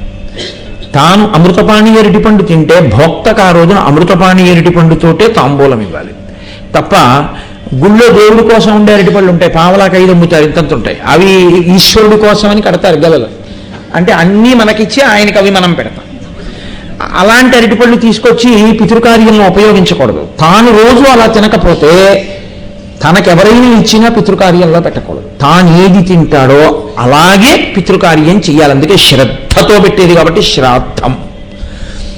ఇప్పుడు తనకి ఏముంది అసలు పిండం పెట్టడానికి? నిర్భాగ్యుడు, ఏమీ లేనివాడు కాబట్టి మట్టి ముద్దలు దర్భల మీద పెట్టి పిండాలు పెట్టాడు. అదే తినాలంతే పితృదేవతలు. అయోధ్యకాండలో ఏడిచింది కౌసల్య. దర్భల మీద గారపిండి ముద్దలు కనబడ్డాయి. ఓ దశరథుడు చనిపోయాడని తెలిసి రామచంద్రమూర్తి గారపిండి ముద్దలు దర్భల మీద పెట్టాడు అంటే నా తండ్రి రాముడు గారపిండి ముద్దలు తిని బ్రతుకుతున్నాడనమాట అరణ్యంలో. తానేది తిన్నాడో అది పెట్టాడు పితృదేవతలకు. రాముడు ధర్మాత్ముడు కాబట్టి ధర్మం తప్పడంది కౌసల్య. కాబట్టి తెలియనివాడా ఇప్పుడు స్ఫురణకు వచ్చింది. ఆ పర్వతం దగ్గరికి వెళ్ళేటప్పటికి మట్టి ముద్దలతో పిండం పెట్టాడు. అయిపోయింది తద్దినం. వాళ్ళందరూ కొండెక్కేస్తున్నారు. ఈయనకే ఓపిక. వేలపట్టును తిన్నవాడా వేలపట్టును తాగినవాడా? ఆ కుంతల మరణించిందన్న శోకంతో తిరుగుతున్నాడు. వాళ్ళు రథాల మీద గుర్రాల మీద గబగబా ఎక్కేశారు. ఈయన ఎక్కడికి వెడుతున్నాడో తెలియదు. వాళ్ళందరూ వెళ్ళారు, ఈయన వెళ్ళాడు కాదు. వెళ్ళాలనేటటువంటి ఊహ ఆ కపిలతీర్థం దగ్గరికి వెళ్ళడం వల్ల కలిగింది. అందుకే కపిలతీర్థాన్ని సేవించి వెంకటాచలానికి వెళ్ళమంటారు. కాబట్టి ఇప్పుడు ఆయన వెంకటాచల పర్వతాన్ని అధిరోహిస్తున్నాడు, ఎక్కుతున్నాడు. ఇప్పట్లా బస్సులు అవి ఏం లేవు. అప్పుడు కాలినడకనే అరణ్యంలో వెళ్ళాలి. వెడుతూ వెడుతూ బాగా బడలిపోయాడు.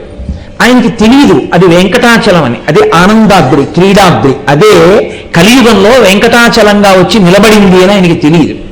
తెలియక చాలా బడలిక పొంది ఆయాసం పొంది కూర్చుంటే మళ్ళీ లేవలేనని ఆ పర్వతానికి 2 చేతులు ఆనించి తల తీసుకెళ్ళి ఆ పర్వతానికి తాటించాడుగా, తగిలించాడు. సమస్త పాపములకు సమస్త బుద్ధులకు స్థానం ఇదే కదండి. అందుకే కదూ ఇప్పటికీ వెంకటేశ్వరుడు పాపం అంతా జుట్టు రూపంలో ఉంటుంది కాబట్టి ఆ జుట్టు తీసేస్తాడు. ఆ జుట్టు తీసేస్తే పాపం పోతుంది. అందుకని లేకపోతే ఆయన కర్మ, ఆయనకి జుట్టు ఎందుకండి? ఇన్ని సృష్టించిన వాడు ఆయన జుట్టు సృష్టించుకోలేడు. 10 బస్తాలు ఇంతోటి మన జుట్టే కావాల్సి వచ్చింది ఆయనకి. అందుకని అక్కడికి వెళ్ళి తల తగిలించగానే ఆయనకి వాంతి అయింది. ఏది వాంతి? ఆయన శరీరమునందు ఉండిపోయిన సమస్త పాపములు, ఇప్పటి వరకు ఎన్ని పాపాలు చేశాడో అవన్నీ వాంతిగా బయటకు వచ్చాయి. బయట పడగానే వెంకటాచల పర్వతంలో ఆంతరముగా ఉన్న అగ్ని వాటిని కాల్చింది. కాల్చగానే దుర్వాసన వచ్చింది. ఆ దుర్వాసన చూడగానే ఎంత భయంకరమైన పాపములే, మామూలు పాపాలేంటవి. ఆ పాపములు కాలుతున్న వాసనకి అక్కడే కంటికి కనపడకుండా కూర్చుని యోగంలో ఉన్నటువంటి ఋషులు, దేవతలు, సిద్ధులు వీళ్ళందరూ ముక్కులు మూసుకుని లేచి ఆకాశంలోకి ఎగిరిపోయారు. ఇది జరగగానే హంసవాహనం మీద చతుర్ముఖ బ్రహ్మగారు వచ్చారు. వచ్చి కిందకి దిగి ఈ మాధవ శర్మని కౌగిలించుకున్నారు. ఒరే, ఏమి భాగ్యం రాని భాగ్యం, తెలిసో తెలియకో వెంకటాచల పర్వతం మీద కాలు పెట్టావు, వెంకటాచల పర్వతానికి తల తాటించావు. తల తాటించిన కారణం చేత వేమ్మంటే పాపము, కట అంటే తొలగించగలిగిన శక్తి ఈశ్వరుడికి ఎంతుందో ఈ పర్వతానికి అంతుంది ఇక్కడ. కాబట్టి వేం పాపం కటతే యస్మాత్ పాపదహన శక్తిత వెంకటాచల నిత్యేవా నామదేవస్తథా జగు. ఈ పర్వతమునకు వెంకటాచలం అన్న పేరు రావడానికి కారణము దీని మీద కాలు పెట్టిన వాడి పాపములను కాల్చగలిగిన కొండ ఈశ్వరుడిలాగా. కాబట్టి నీ పాపములు కాలిపోయాయి. ఇప్పుడు నువ్వు పరమపుణ్యాత్ముడివి. ముందుకెళ్ళి పుష్కరిణి కనబడుతుంది, అందులో స్నానం చేయి. అక్కడే తిరుగుతూ ప్రాణం విడిచిపెట్టు. ఆత్మహత్య చేసుకుని కాదు, తనంత తాను శరీరం పడగొట్టు. ఎప్పుడోప్పుడు ఆయుర్దాయం అయిపోతుంది.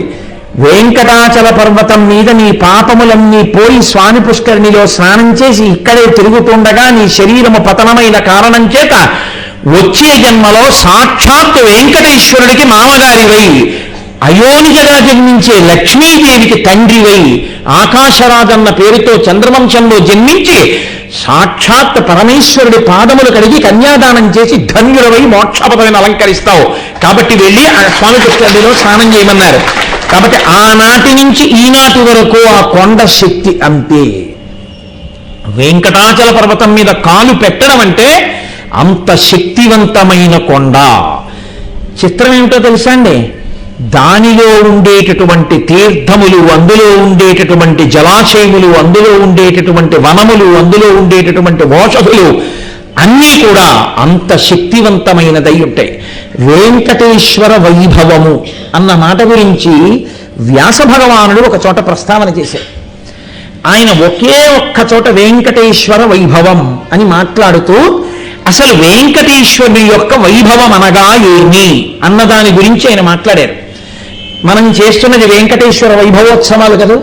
అసలు వెంకటేశ్వర వైభవం అంటే ఏంటో అది తెలుసుకుని మనం ఎందుకు నమస్కరించాలో మనకి వ్యాస భగవానుడు నేర్పాడు. దాన్ని మీకు ఇవాళ విజ్ఞాపన చేయడం కోసం, మీరు జిజ్ఞాసులు కనుక నేను దాని విషయాన్ని కూడా తీసుకుని వచ్చాను. అందులో ఒక మాట అంటారు, ఇది ఎంత గొప్ప కొండ అంటే అదేదానీం ప్రవక్ష్యామి వెంకటేశ్వర వైభవం యచ్చుత్వా సర్వ పాపేభ్యో ముచ్యతే నాత్ర సంశయః. శ్రీవేంకటేశ్వరం దేవం యపశ్యతి సకృన్నరః స నరో ముక్తిమాప్నోతి విష్ణు సాయుజ్యమాప్నుయాత్. దశవర్షైస్తు యత్పుణ్యం క్రియతే తు కృతే యుగే త్రేతాయామే కవర్షేణ తత్పుణ్యం సాధ్యతే నృభే. ద్వాపరే పంచమాసేన తద్దినేన కలౌ యుగే. తత్ఫలం కోటిగుణితం నిమిషే నిమిషే నృణాం నిస్సందేహం భవేదేవం శ్రీనివాస విలోకినాం. శ్రీవేంకటేశ్వరే దేవే తీర్థాని సకలాన్యహి విద్యంతే సర్వదేవాశ్చ మునయః పితరస్తథా. ఏకకాలం ద్వికాలం వా త్రికాలం సర్వదైవ వా ఏ స్మరంతి మహాదేవం శ్రీనివాసం విముక్తిదం. కీర్తయంత్యధిమా విప్రాస్తే ముక్తాః పాప పంజరాత్.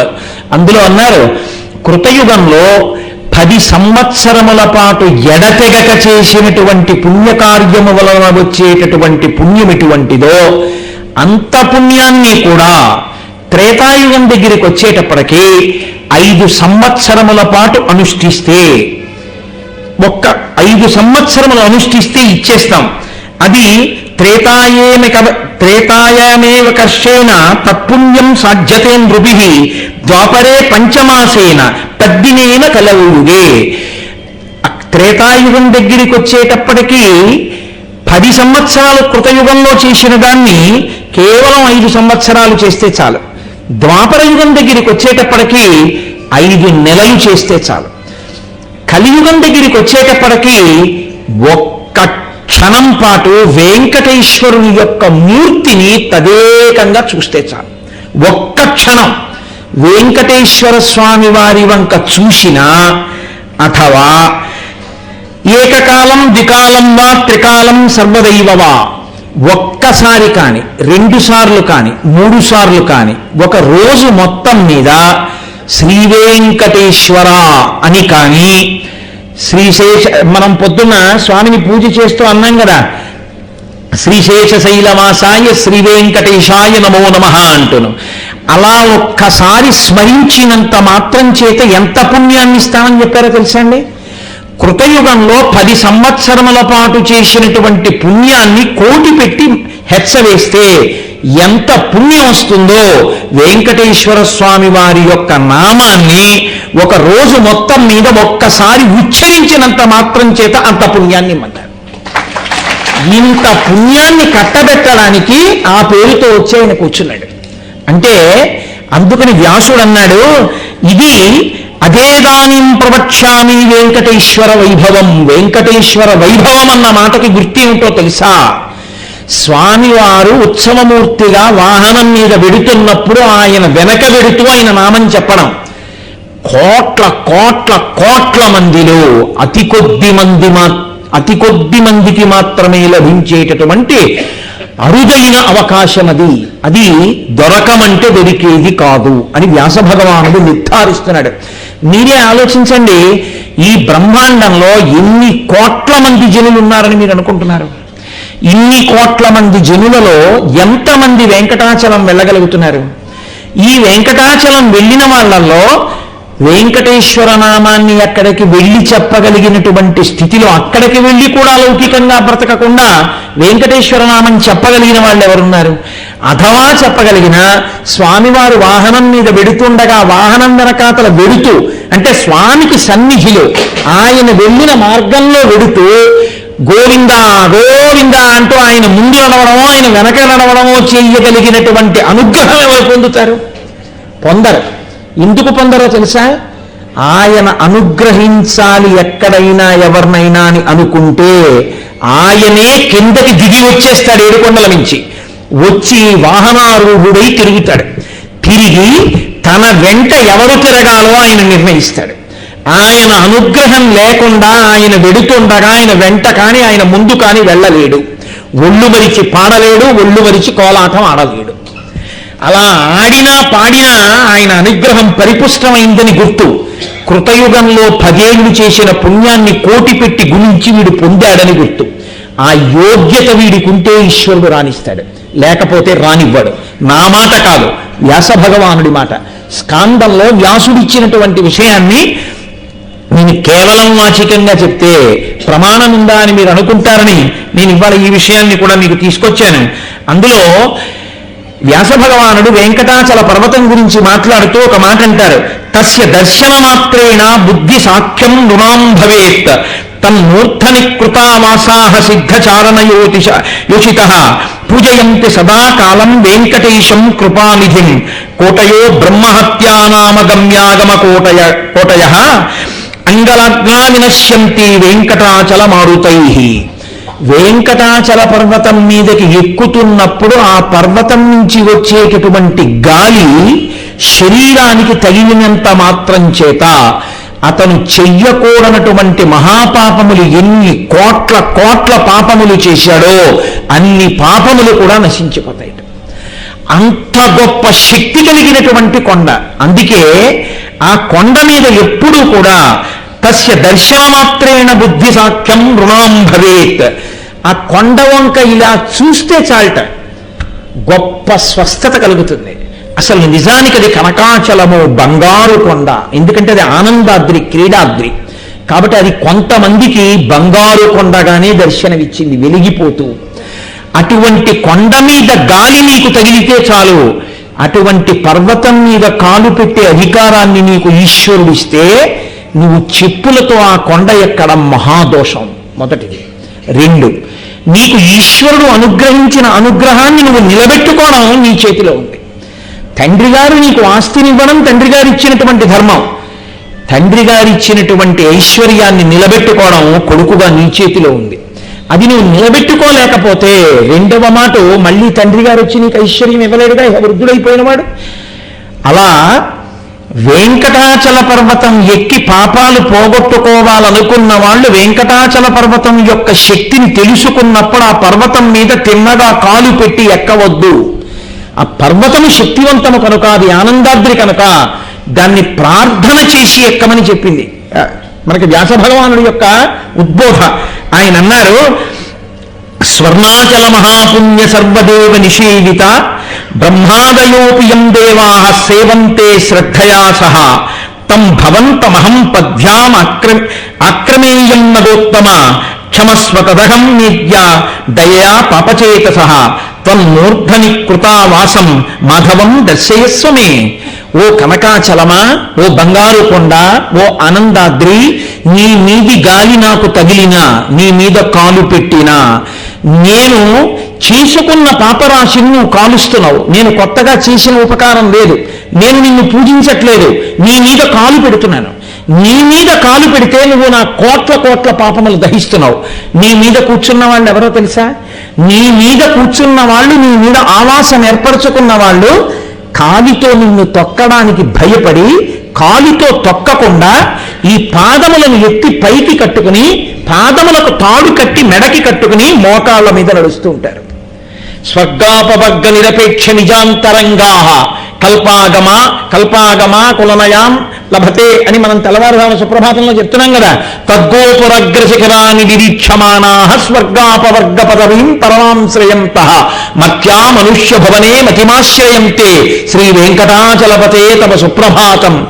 మహాపుణ్యం చేసిన వాళ్ళని స్వర్గలోకానికి తీసుకెళ్ళిపోతుంటే, వెంకటాచల పర్వతం నుంచి వాళ్ళు స్వర్గలోకానికి వెళ్ళిపోతుంటే ఆ పైనుంచి ఆనందనిలయ విమానాన్ని చూస్తారట. వాళ్ళు చూసి వాళ్ళు అంటారట, ఎవడకు కావాలా దిక్కుమాలిన స్వర్గం, మాకు అక్కర్లేదు, ఇక్కడ చాలు. మేము తద్గోపురగ్గ శిఖరాన్ని నిరీక్షమానాహ, మేము ఆ పర్వత శిఖరాన్ని ఆనందనిలయ విమానాన్ని చూస్తూ మేము ఇక్కడ ఉండిపోతాం. స్వర్గం ఆ విమానాన్ని చూడడం కన్నా పర్వతం మీద ఉండడం కన్నా గొప్ప కాదంటారు. శరీర శోధన చేసి తప్ప కొండ మీదకి ఎక్కకూడదు అసలు యథార్థానికని. శరీర శోధనం అంటే దాని మీదకి వెళ్ళిన తర్వాత అంత పవిత్రమైన కొండ మీద మలమూత్రములను విసర్జించకూడదు, ఉమ్మి వెయ్యకూడదు. అందుకని పూర్వం కొండ ఎక్కితే కొండ కింద శరీర శోధన చేసుకుని ప్రార్థన చేసి, భగవద్ రామానుజులు కొండ ఎక్కినప్పుడు ఆ పాదములకు తాళ్లు కట్టుకుని, ఆ తాళ్లు మెళ్ళో కట్టుకుని మోకాళ్లతో డేకి పర్వతం ఎక్కారు అని మనకు ఆయన చరిత్రలో చెప్పబడింది. అంత జాగ్రత్తగా కొండనెక్కేటటువంటి మహాపురుషులు ఇప్పటికీ ఉన్నారు. ఆ కొండ మీద అయ్యో ఇలా మనం తప్పక మలమూత్ర విసర్జనం చేస్తున్నామని బెంగ పెట్టుకుని ఒక్క క్షణం వృధా చేయకుండా ఏ విష్ణు సహస్రనామ స్తోత్ర పారాయణమో చేసుకుంటూ అక్కడ ఉన్న ఒక్కరోజు ధన్యత పొందేటటువంటి మహాపురుషులు ఎందరో ఉన్నారు ఇప్పటికీ. అందుకే ఆ కొండని ప్రార్థన చేసి ఎక్కమని చెప్పాడు వ్యాస భగవానుడు. బ్రహ్మాది దేవతలు నీ మీద కొలువై ఉంటారు. తెల్లవారుజామున సుప్రభాత దర్శనం చేసే ముందు రాత్రి ఏకాంత సేవ అయిపోయిన తర్వాత అక్కడ ఒక పాత్రలో మంచినీరు పెట్టి తలుపులు మూసేస్తారు. రాత్రి చతుర్ముఖ బ్రహ్మగారు వచ్చి స్వామివారి పాదాలు కడుగుతారు. కడిగిన తర్వాత ఆ పాత్రలో నీళ్లు కొన్ని మిగిలిపోతాయి. ఆ మిగిలిపోయిన నీళ్లు సుప్రభాత సేవకు వచ్చిన వాళ్ళకి తీర్థంగా ఇస్తారు. అందుకే ఇప్పటికీ వెంకటాచలంలో సుప్రభాతానికి వెళ్ళిన వాళ్ళకే బ్రహ్మతీర్థం అంటారంటే బ్రహ్మగారు పాదాలు కడగగా మిగిలిన నీళ్లు ఇస్తారు. అంత గొప్ప స్వామి, అంత గొప్ప వైభవం. కాబట్టి తం భవంతమహం పద్భ్యాం ఆక్రయేయం నగోత్తమ, ఓ నగోత్తమ, ఓ కొండలలో శ్రేష్టమైన దానా, నేను నా పాదములతో నిన్ను తొక్కి పాపములు పోగొట్టుకోవడానికి నీ మీద కాలు పెడుతున్నాను. నా తప్పులు మన్నించి నా పాపములను పోగొట్టి, అలా తప్ప రావడం నాకు అలవాటు లేదు, నేను నడవలేను అలా మోకాళ్ళ మీద, నువ్వు నన్ను మన్నించు అని ప్రార్థన చెయ్యకుండా కొండ మీద అడుగు పెట్టవద్దు. అంత ఉపకారం చేసే కొండ మీద అంత పవిత్రంగా ఎక్కడ నువ్వు ప్రారంభిస్తే ఆ కొండ వైభవం ఏమిటో, స్వామి అనుగ్రహం ఏమిటో నీకు తెలిసిన నాడు నువ్వు ఆయన యొక్క పూర్ణమైన అనుగ్రహాన్ని పొందుతావు. దానికే భక్తి అని పేరు.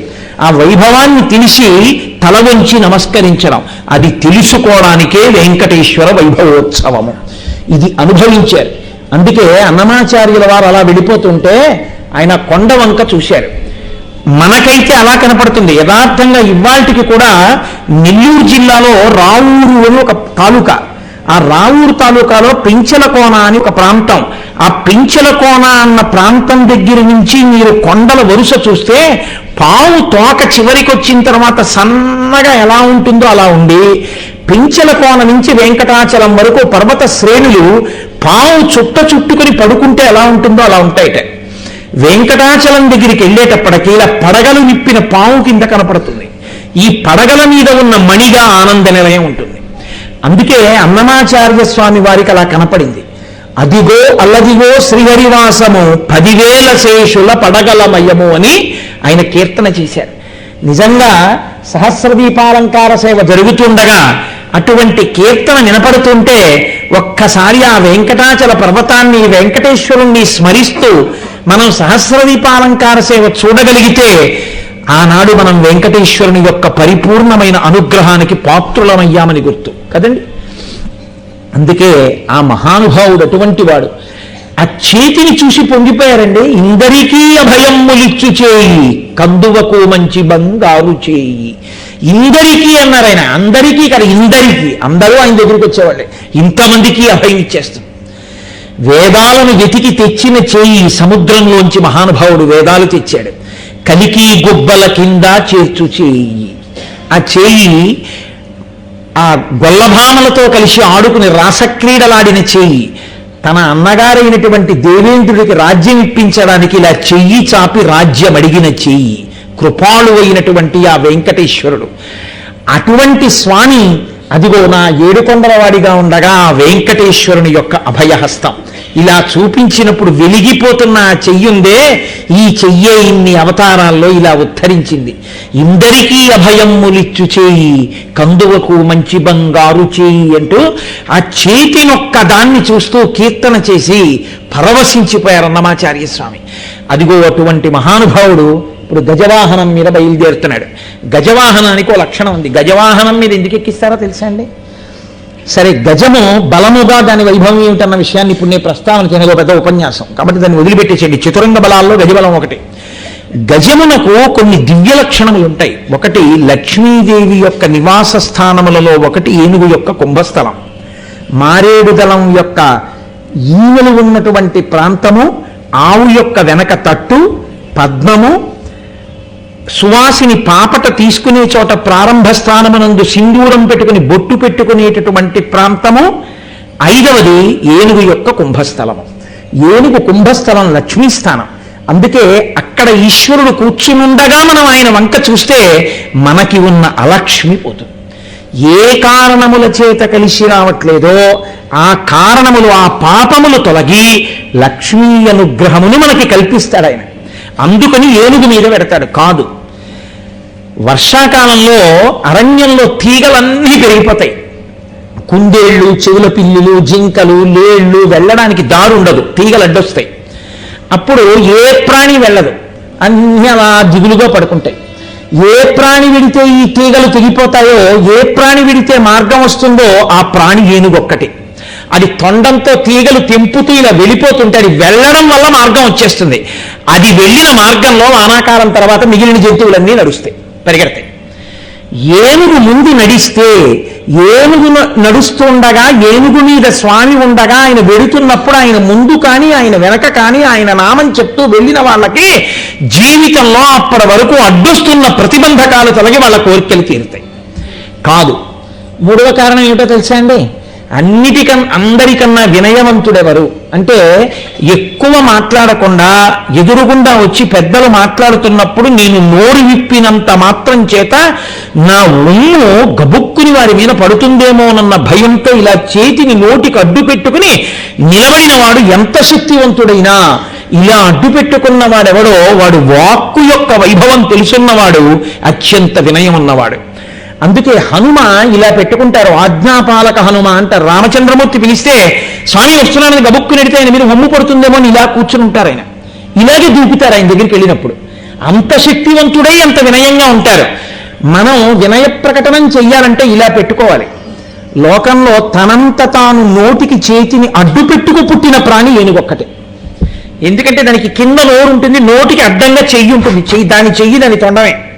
తొండాన్ని నోటికి అడ్డు పెట్టుకుంది కాబట్టి దాని ముఖదర్శనం చేయడం చేత ఒక మనుష్యుడు ఏ ఏ లక్షణములను పొందాలో ఆ లక్షణాలన్నీ వస్తాయి.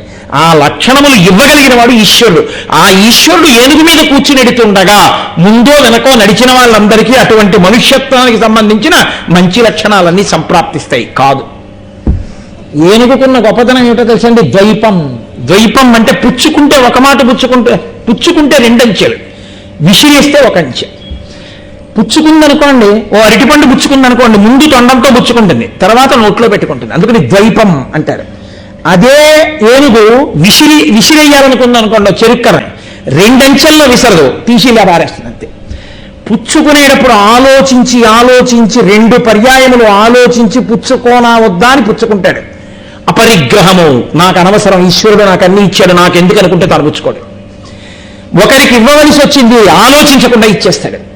ఈ సల్లక్షణము మనుష్యుని ఎందుకు ప్రకాశించాలి. అందుకే పెళ్లి చేస్తే గృహస్థాశ్రమానికి వెళ్ళేటప్పుడు మొట్టమొదటి గురువు గారు చెప్పేది ఏంటంటే శ్రియాదేయం, మ్రియాదేయం, ధియాదేయం, శ్రద్ధయాదేయం, అశ్రద్ధయా అదేయం. ఇవ్వాలని నేర్పుతారు. అహంకారంతో ఇవ్వకూడదు. ఇది నేర్పుతుంది మనకి ఏనుగు. కాబట్టి ఏనుగు చాలా చాలా గొప్పది. కాదు, ఏనుగుకి ఇంకొక చాలా గొప్ప లక్షణం ఉంది. ఏమిటో తెలుసా అండి? అన్నిటికన్నా భూమి నుంచి చాలా తక్కువ ఎత్తు ఎగరగలిగినటువంటి ప్రాణి ఏనుగు. ఎందుకంటే దాని ఒళ్ళు దానికి బరువు. ఊర్ధ్వముఖ ప్రయాణం చేసి, ఊర్ధ్వముఖ చలనం చేసి ఈశ్వరుణ్ణి చేరవలసిన మనం చేరలేకపోవడానికి కారణం సంసారమన్న బరువు. ఈ సంసారమన్న బరువు పెట్టుకున్న నేను నా అంత నేను నిన్ను చేరలేకపోతున్నాను. ఈశ్వరా, ఏనుగు నేర్చుకున్నది ఏమిటో తెలుసా? ఏనుగు మీద ఎక్కేవాడికి ఏనుగు తానే చోటిచ్చి ఎక్కించుకుంటుంది. మీరు ఎప్పుడన్నా గురువాయూరు వెళ్ళి చూడాలి. కృష్ణుడు ఎక్కుతాడు ఏనుగు మీదకి. ఎలా ఎక్కుతాడో తెలుసా అండి? ఎలా ఎక్కుతాడు? ఏనుగు మీద దూకుతాడు. ఏంటి? ఆ కాలు ఇలా చాపుతుంది. చాపితే ఆ కాలు మీద కాలు పెట్టి పైకెక్కుతారు. పైకెక్కి దాన్ని చెవి పట్టుకుంటారు. చెవి పట్టుకుంటే కొంచెం ఇలా వంగుతుంది బాగా. మీరు ఎప్పుడన్నా గురువాయూరులో చూడాలి సాయంకాలం వేళ. సంధి అంటారు. అంటే దాని జాయింట్లో చిన్న కన్నంలా వస్తుంది, మెట్టులా. అప్పుడు ఆ మెట్టు మీద కాలేసి ఆ చెవి పట్టుకుని పైకెక్కి కూర్చుంటారు. అది ఈశ్వరుణ్ణి వహించేటప్పుడు నడక నడుస్తుంది, కానీ ఎంత జాగ్రత్తగా నడుస్తుందో తెలుసా అండి? గురువాయూరులో కృష్ణుణ్ణి దాని కుంభస్థలం మీద పెడతారు. ఇద్దరు అటు ఇటు నించుంటారు. ఇంత వాలుగా నించుని ఎంతంత చామరాలు వేస్తారో తెలుసా? ఆ చామరాలు ఇలా వేస్తుంటారు ఆయనకి. వేస్తుంటే ఇది ఇలా ఉందనుకోండి, కృష్ణుడు వీళ్ళిద్దరూ కూడా కింద పడాలి. అది చెవిలోకి పురుగు దూరనివ్వండి, చప్పుళ్ళు చేయనివ్వండి, దాని ముందు ఆపి పాటలు పాడనివ్వండి, పైన ఇలా వంకరగా నిలబడి చామరం వేసేటటువంటి వాళ్ళు వేస్తున్నంతసేపు తల కదపకుండా నడుస్తుంది. మళ్ళీ కొంతమంది పైనుంచి కిందకి దిగి మళ్ళీ ఎక్కాలనుకోండి, ఇప్పుడు ఇలా వంగిందనుకోండి, కృష్ణుడు ఒరిగిపోతాడు. ఇలా వంగదు. కుంభస్థలం అలాగే ఉంచి వెనక తట్టుని కిందకి దింపి కాళ్ళు ఇలా ఇలా ఇలా ఇలా కదిపి ఏడంకెలా పెడుతుంది. ఆ వెనక కాళ్ళ నుంచి తోక పట్టుకుని ఎక్కేసి ముందుకు వస్తారు. తన శరీరాన్ని ఈశ్వర సేవలో అంకితం చేసి ఏనుగు ధన్యమైపోయింది. నీ మనసు వినకపోతే నీ శరీరాన్ని గుళ్ళో కూర్చోబెట్టు, క్రమంగా నువ్వు ఈశ్వరుడి సేవకుడు అయిపోతావు. ఆయన పల్లకి పట్టుకో, ఆయన వెడుతుంటే గోవిందనామని చెప్పు, నిర్మోహమాటంగా కోలాటం ఆడు, ఉత్సాహంగా గంతులు పాటలు పాడు, స్వామి కాగడా పట్టుకో, డప్పులు వాయించు, ఛత్రం పట్టుకో, నామం చెప్పు, ఆయనతో తిరిగిరా. నువ్వు ఏనుగైపోయి నీ కుంభస్థలం మీద ఆయన కూర్చుని నిన్ను ధన్యుని చేసేస్తాడు. నీ బరువు సంసారమైతే నిన్ను ఉద్ధరించి పైకెక్కిస్తాడు. కాదు, మిగిలినవి నేను చెప్పను. ఎందుకంటే ఇంకా అలా చెప్తూ కూర్చుంటే గజవాహనం ఎక్కువ ఎడుతుంది. కాబట్టి ఇన్ని కోణముల రీత్యా ఇప్పుడు గజవాహనం మీద స్వామి బయలుదేరుతున్నాడు. మొదటి రోజు కదండి. మిగిలిన రోజులలో చేయవలసినటువంటి సేవలకి ఆటంకము కలుగకుండుగాక. ఈశ్వర, ఏనుగు మీద మీరు బయలుదేరితే మిగిలిన వాటికి దారి వచ్చేస్తుంది.